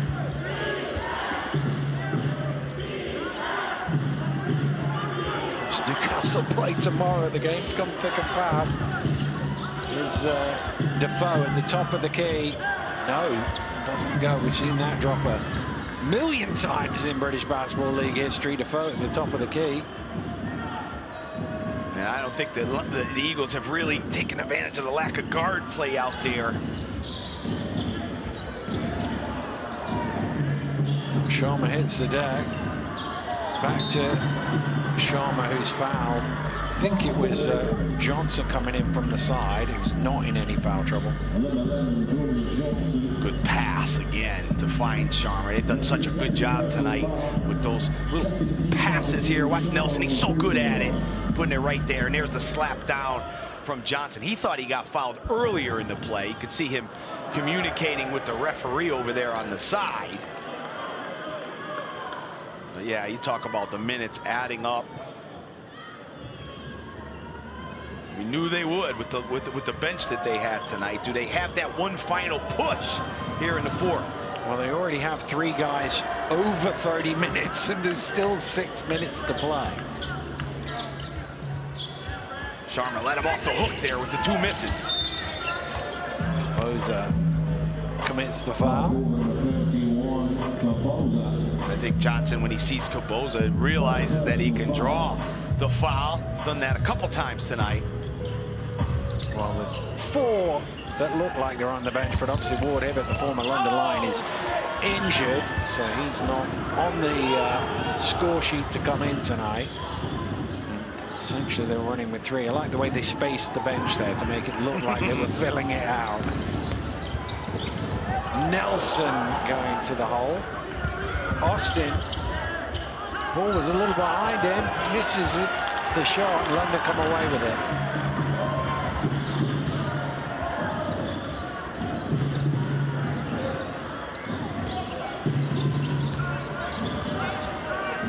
Sharma blocked. Ripped away by McGill. Lobbed up to Green, who jams it in. Nice pass. Poor transition defense from the Lions. Well, Coach Božić doesn't want Newcastle getting any sort of momentum from a play like this, so he scored a timeout. That's a long alley-oop pass. Credit Green, one of those guys playing heavy minutes tonight, still running the floor. Well, it's the opening week in the British Basketball League Trophy. Let's have a look at the schedule for all of the games. You get underway tomorrow, Rob, with the visit of the Bristol Flyers. Then we have a rerun of last year's final, Caledonia against Cheshire. Newcastle going back-to-back against Manchester. That game is on Sky Sports. Show starts at 7:30, tip-off at 7:45. And then on Sunday, Surrey taking on Sheffield down at the Sports Park, Saturday even. On Sunday, Leicester are here at the Copper Box. A 3 p.m. tip-off against the Lions, and Plymouth and Caledonia playing at 6 p.m. Obviously, you played Bristol. Was it last week? The week before? It was a close game. Who knows what day it is? No, they all merge in, don't they? But they just stuck it at the end. What do you got to do differently to see that one over the line? Keep Brad Green off the backboards. 14 offensive rebounds, but also have to do a better job defensively. I thought Johnson and Jacob shook free for some buckets. Now maybe Allison back. Who knows? They got their team back. You know, they had a lot of injuries, but a real dangerous team to guard. Got to do a better job on the defense. And potentially a new signing in Levi Bradley being announced today as well, just to strengthen the lineup. There we go. Keep them all coming. But yeah, it should be a really good game. Andreas has done a really good job with that team, battling through the European campaign with all the injuries that they've had. Here's Connor Morgan. Olasheni at the free throw line, just had enough to get that to drop. That's a play they've run time and time again out of the timeout. They go in the post to Morgan, and they run a little rub screen for Olasheni, who's got that soft touch from the paint. Oh, down the lane goes McGill, and one he shouts, and one he gets as he draws the foul. Newcastle still trailing this one by 10 with 4:57 to go here in the fourth quarter. Is there a way back for the Eagles? They're going to try. It'll be right after this break.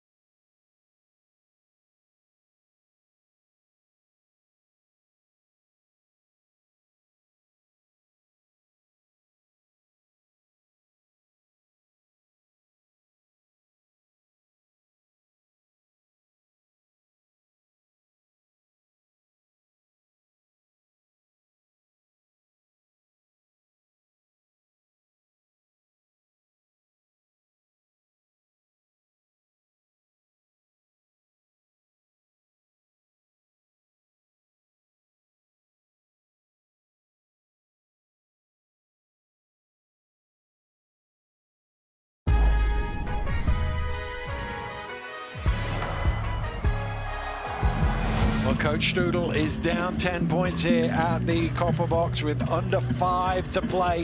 What is the route back into this game for Newcastle? Well, they got to play defense, and I think when you look at it out on that floor, Luke Nelson is a guy you want to keep the ball out of his hands, you know, not a real natural ball handler out there besides him.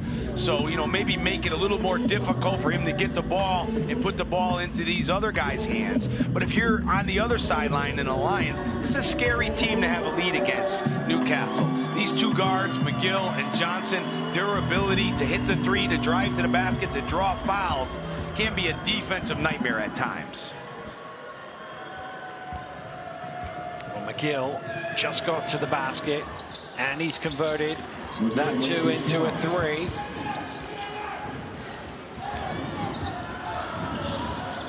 There's some press. They got it out of his hands just for a moment or two, but Nelson comes back to the ball.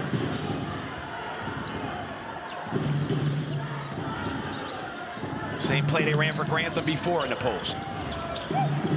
Sandy knocked away. Shot clock is low here. Grantham has to fire it up on the buzzer. Almost got it to go. Newcastle get a stop though.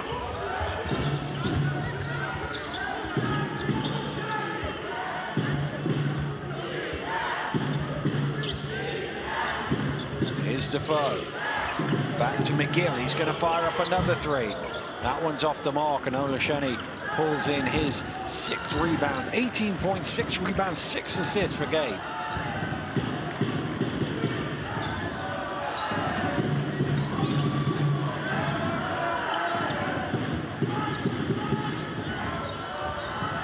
Nelson.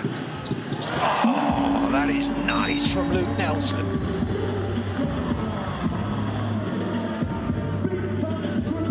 And that's what Luke likes to do, get to that left side. He shoots it so much better going left. And Defoe, too far off, step back, bottom. It's a really good night tonight. 17 points and 7 assists for Nelson. He's got the best plus-minus on the team as well. Shenny commits the foul. Johnson throws it up, hopefully that the referee might say, well, you could have 3 shots for that, but he says no sideline ball. You can see Johnson here, maybe a little fatigued, but in quite a shift here tonight. 33 minutes already or so.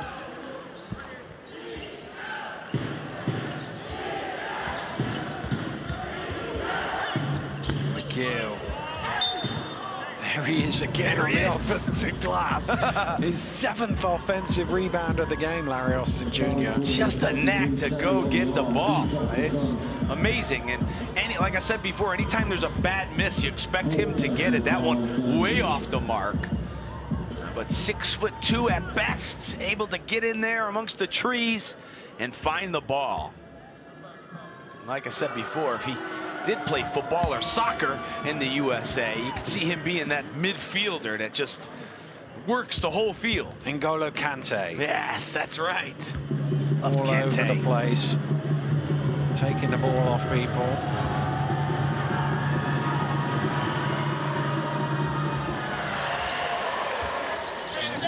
His best night from the free throw line. I think that's fair to say. London by 11 here with 3:20 to go. Clock is your friend now. If you're London, have good possessions, take care of the ball. Oh, will that count? No, it won't. Nelson tried to get the referee to give him 2, but foul is. He's just realized. He was high-fiving like he hit a home run. There. He was confident that oh, wait, now they have signaled that it will be 1 free throw. Well, originally it was waved off, but now it is going to be an and-1. Wow, you don't really see that too often, where the call is made and changed. Well, Darius Defoe was called for his 5th foul in all of that. So he has to make his way to the bench. And I thought the game changed when he picked up that 4th foul. Remember, it was an out-of-bounds play where he picked up his 4th on a screening foul. And I don't think, you know, they were the same defensive team after he left the floor.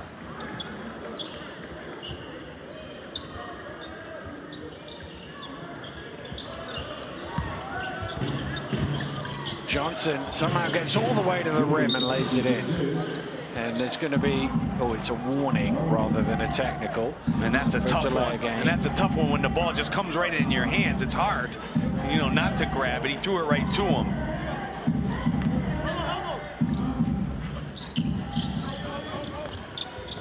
And he can pressure these guys maybe with only one guard. Grantham loses it. Newcastle force a turnover because the possession arrow goes their way on the hell ball. I think if you're the Lions, I think that you would be, with these lineups that they've had out on the floor, you would have been a little worried about that. The ball pressure, the 94 feet pressure, because, it's one guard. They've been playing with, one guard a lot of the times. So maybe if Newcastle get a quick bucket here, they can put that pressure on again.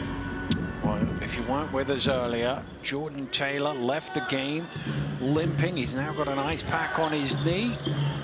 And that is why they're a bit thin in the backcourt. Luke Nelson's done a heck of a job. And I think when you look at Olasini's night, he's had a really good night offensively, scoring, rebounding, passing. But defensively, he's been really solid as well. That time, jumping out and taking the ball out of McGill's hands. His hedging and his jumping on the pick and roll has been very effective today. Down low to Morgan. There's nothing Austin can do about that. That's an old school high to low play. They know that Morgan's got the right matchup. He rolls. Olasini pops. Finds him for two. Out of bounds and a turnover. Yeah, the fatigue really starting to show for Newcastle now. It's been a heck of a shift for them. You have to give them credit. Yeah. Undermanned, they were right in this thing. And, just ran out of gas, and now their thoughts have to turn to tomorrow night. This one looks like it's a little going to be done here. 14-point lead. Now you got to think about coming back tomorrow night in a big game. For only 4 games, you're 0-1 to start. You got that home game. It's going to be a really important game for them to try to find a way to come up with a win. Well, it's the top 2 that go through. So if you lose your first 2, it's going to be hard to get there from there as it's laid in by Quealy. I thought Quealy, who's had the trouble with the injuries this year, he's been pretty solid tonight. He's giving him some good minutes. Austin just doesn't get that one to go, but Delpesh gets it back. Well, Austin's going to go all the way out to the 3-point line. He's got another offensive rebound. I don't know if he threw it, just throw it off the rim and see if you can get yourself 10 offensive rebounds. Like Dennis Rodman used to. Well, that is 8 offensive rebounds now for Larry Austin Jr. That's the second highest this season for Newcastle. Taj Green had 9 against Cheshire early in the year. And that was a good shift from Austin Jr. He gave it his all tonight, back in that starting lineup. We talked about it. Really was a threat on both ends of the floor. Morgan with the step back off the back of the iron. We're into the last 90 seconds. It's lobbed up to Green. Well, I thought for a second McGill was going to tip that in. He's come up with what looks like cramp there. He's not moving very well, and that's the other problem with the minutes. And that's the other problem with playing tomorrow night. And be careful now. You want to wrap these guys up here and not pick up an injury to end the game. Morgan knocks down the 3. Going to, I think, get McGill out of the game now after that. Well, this might end up a 20-point game, and somebody, they check on social media or on the website later and see, oh, London win by 20, must have been comfortable, but actually anything but. Yeah, but give them credit. We thought they were in a little bit of trouble, especially with Taylor going out. They had a lineup on the court for extended minutes that we haven't seen before, and they just find a way to get it done. And I think their bench has to, really get a lot of the credit for tonight for, holding the fort down. Quealy's got the rebound, and London just trying to run it through. It's that time of the game where you've got to start thinking about player of the game, Rob. There's been some good candidates out there. And Sharma gets the ball out. He's going to have to fire at the 3. Josh Sharma doesn't take too many threes, but he's knocked a few down. He looked over at the coach and said, let me fire these. I can make these. Sharma, long range.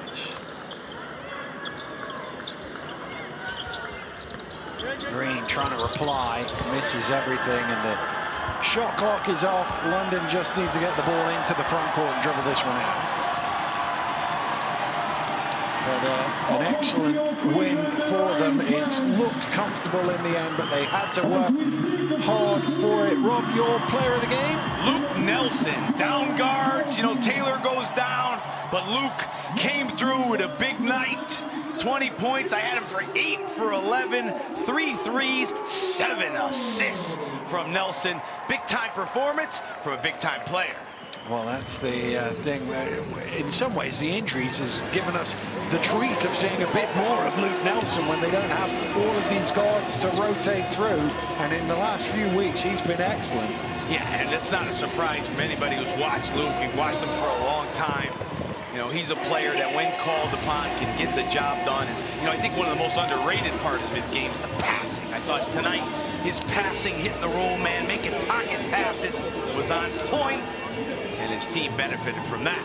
Certainly did, and London ended up winning that last quarter by 15 points. So they won the second half by 25 points to win the game by 22, and the perfect start for them. Their next 3 fixtures, you go down there on Saturday, and then they have their last 2 games, both away from home, against Manchester and Bristol. And we were saying you don't want to go 0-2. If you can start 2-0, that's a perfect start. Yeah, especially with the way, you know, their schedule is. You know, you get those wins on the board early.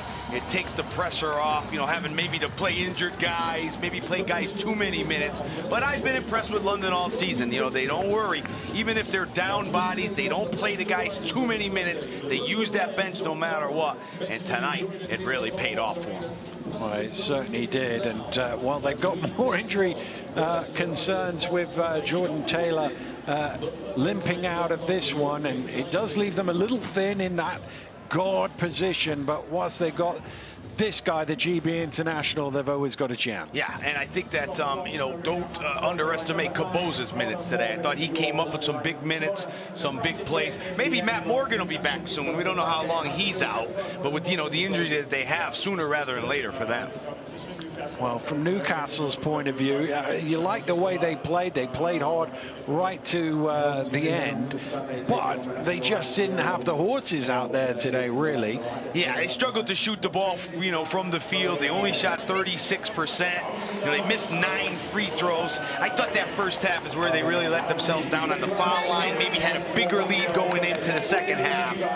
But, you know, you're dealing with a really difficult group here, this London Lions, no matter what lineup they have on the floor. Their defense, which isn't talked about much, #1 rated in the league when you look at the advanced stats, was really important in that second half. You can see Josh Ward-Hibbert, they missed him tonight, and the energy that he brings, particularly against his old club. They'll be hoping that isn't too long an absence. Well, the fact that he made the trip down there, maybe he is, you know, going to play. Maybe he tried to give it a go tonight and he couldn't, but, you know, coming back tomorrow night, you know, I know Whitfield, maybe he's going to play. They're going to need, you know, maybe one of those guys to step up and give them some minutes, because now they got the, you know, the long trip back whenever they leave tonight or tomorrow, and that's going to be a tall ask. Well, we now have our player of the game that we can talk to. Luke Nelson is with us, 20 points and 7 assists. Luke, an excellent team win tonight. You had to battle with them for a long period, but managed to pull it away in the second half. Yeah, I mean, those guys play so intense, like the full game. They come out. We know they're a great transition team. They've got guys who can run the floor and dunk and, you know, play some fun basketball. So we had to make sure we keyed in from the start of the game, especially on that transition. Luke, Rob Paternostro here. Great effort tonight. You see when Taylor get down, did you knew you were going to have to be the primary ball handler in the second half? And how did you adjust your game?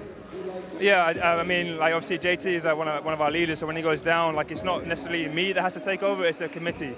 And like with our injuries at the moment, like, and this guy has to step up. That's always been our mentality. And today it was kind of, you know, I felt good today, so I stepped up in the second half. And obviously you've got the 2 home games first in the trophy, so important you get off to a good start. Yeah, especially when it's such a short group stage. Only 4 games, sorry, so it's going to be big. Well, great game tonight, Luke. Thanks for talking to us. Thank you, guys. Well, let's have a look at the numbers from this ball game. And we touched on Newcastle's free throw shooting. They ended up missing 11, which really did hurt them. But also, they're 21 for 54 from two-point range as well. Yeah, Rob. give credit to that London defense. But look on the other side, you know, where London 55% from three, 61% from two. What an efficient night on the offensive end for them. And London winning the rebounding battle. We can hear now, I think, from Coach Božić. Well, we'll hear from him in just a moment's time. But Coach Stutl will be thinking about rest and recovery. Here's Coach Božić now. Thank you very much for joining us.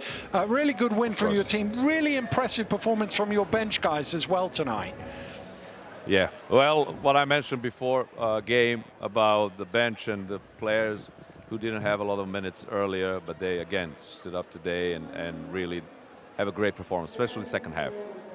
Coach Božić, Rob Paternostro here. Just wondering if you can, who you're resting on Sunday. Can you give me any information on that? Well, today we didn't rest anybody. You know, we had those injuries. We need a few more days to some of the players are able to join the team. We also had today Jordan Taylor, who had hit in the knee, so he couldn't play the second half. Hopefully it's going to end up just with that. But we are not resting anybody. We are trying to play fully as much as we can. It's a trophy games. Yeah, feel free. I was just saying, feel free to rest people Sunday if you want. You know, go ahead. No problem. Yeah, no, Coach, going into halftime, you know, what did you say to the guys? You're in a little bit of trouble, obviously, with Taylor down. Any adjustments made at halftime? I mean, the mostly was defensive end and boxing out especially. 11 offensive rebounds. You know, still they have 8 in the second half, but I think offensively we push the pace a little bit more and try to maximize our advantages in the low post at times. And obviously you now have to rest and recover and take on Rob and his Leicester Riders on Sunday. What are your thoughts ahead of that game? You know, now we have a few days to prepare for that. You know, all our thoughts were about this game today. We know them well. Also, we played a few games with them until now, so I'm hoping we're going to repeat the second half game, all 40 minutes next game. Well done tonight. Thanks for talking to us. Thank you, always. Have a good one. He wasn't giving you anything there, was he, Rob? He wasn't going to rest any players, especially for you, but you didn't expect anything different. But look back at the story of this second half, and really, as you said earlier, it was Defoe, when he got that foul defensively, London were able to pick them apart a little bit. Yeah, and I thought the size really hurt. You know, Newcastle. You know, I think when you looked out there at that Lions team at times, they were going with, you know, 4 guys over 6'7" or so. And give them credit, give the staff credit, give them credit for finding those guys with some of their plays and easy looks. And that was the story for me, getting really easy looks at the basket. Newcastle did make some threes, and you thought, well, can they make enough threes to stay in this game? For a while they did, but they weren't able to get the volume needed to get the number up into the 90s that they were going to need. Yeah, we talked about it. You better be up at least in the high 80s against London. They couldn't get it going. Their field goal percentage wasn't high enough, but it was the defensive end. That's where they really struggled, just giving up open looks and dunks at the rim. And, you know, with that roster that they had today, you kind of expected the second half to be a little struggle. That's why we talked about, you know, having a bigger lead in the first half going into that second half. And also that spell around the quarter break in the second half where they had a youthful lineup on London. Newcastle weren't able to take full advantage of that. Yeah, and that was the time you had to get them. But that's where you have to give the coaching staff over at London and the players at London. They're no panic, you know, even though they're down bodies, they got those young guys on the floor. They kept that train moving. Come out with an easy W. So the first win on the board in the British Basketball League trophy goes to London. They've beaten Newcastle 99-77. A triple header tomorrow night. Leicester taking on Bristol at 7. Caledonia and Cheshire rerun the trophy final of last year at 7:30. And then the Sky Sports game on air at 7:30. Tip-off at 7:45. Newcastle, they've got to get themselves back on track as they take on the Manchester Giants. One game on Saturday. It's 5 p.m. down at the Sports Box. Surrey Scorchers taking on the Sheffield Sharks. And then the game we've just been talking about, London against Leicester, 3 o'clock on Sunday, followed at 6 p.m. by Plymouth City Patriots and the Caledonia Gladiators. Still early stages in Group B, but London are top and Newcastle are second, and you'll hope that you'll be up there 1-0 come tomorrow night. Well, you don't have much time, and that's what Luke Nelson said in the interview. You don't have much time in this competition. You got to get off to that fast start. Well, make sure you join us for the Sky game tomorrow, 7:30 on air. Newcastle Eagles against the Manchester Giants, to see if the Eagles can bounce back or whether Manchester can take full advantage of that. Rob, thanks very much for joining us. We'll see you all again very soon. Goodbye.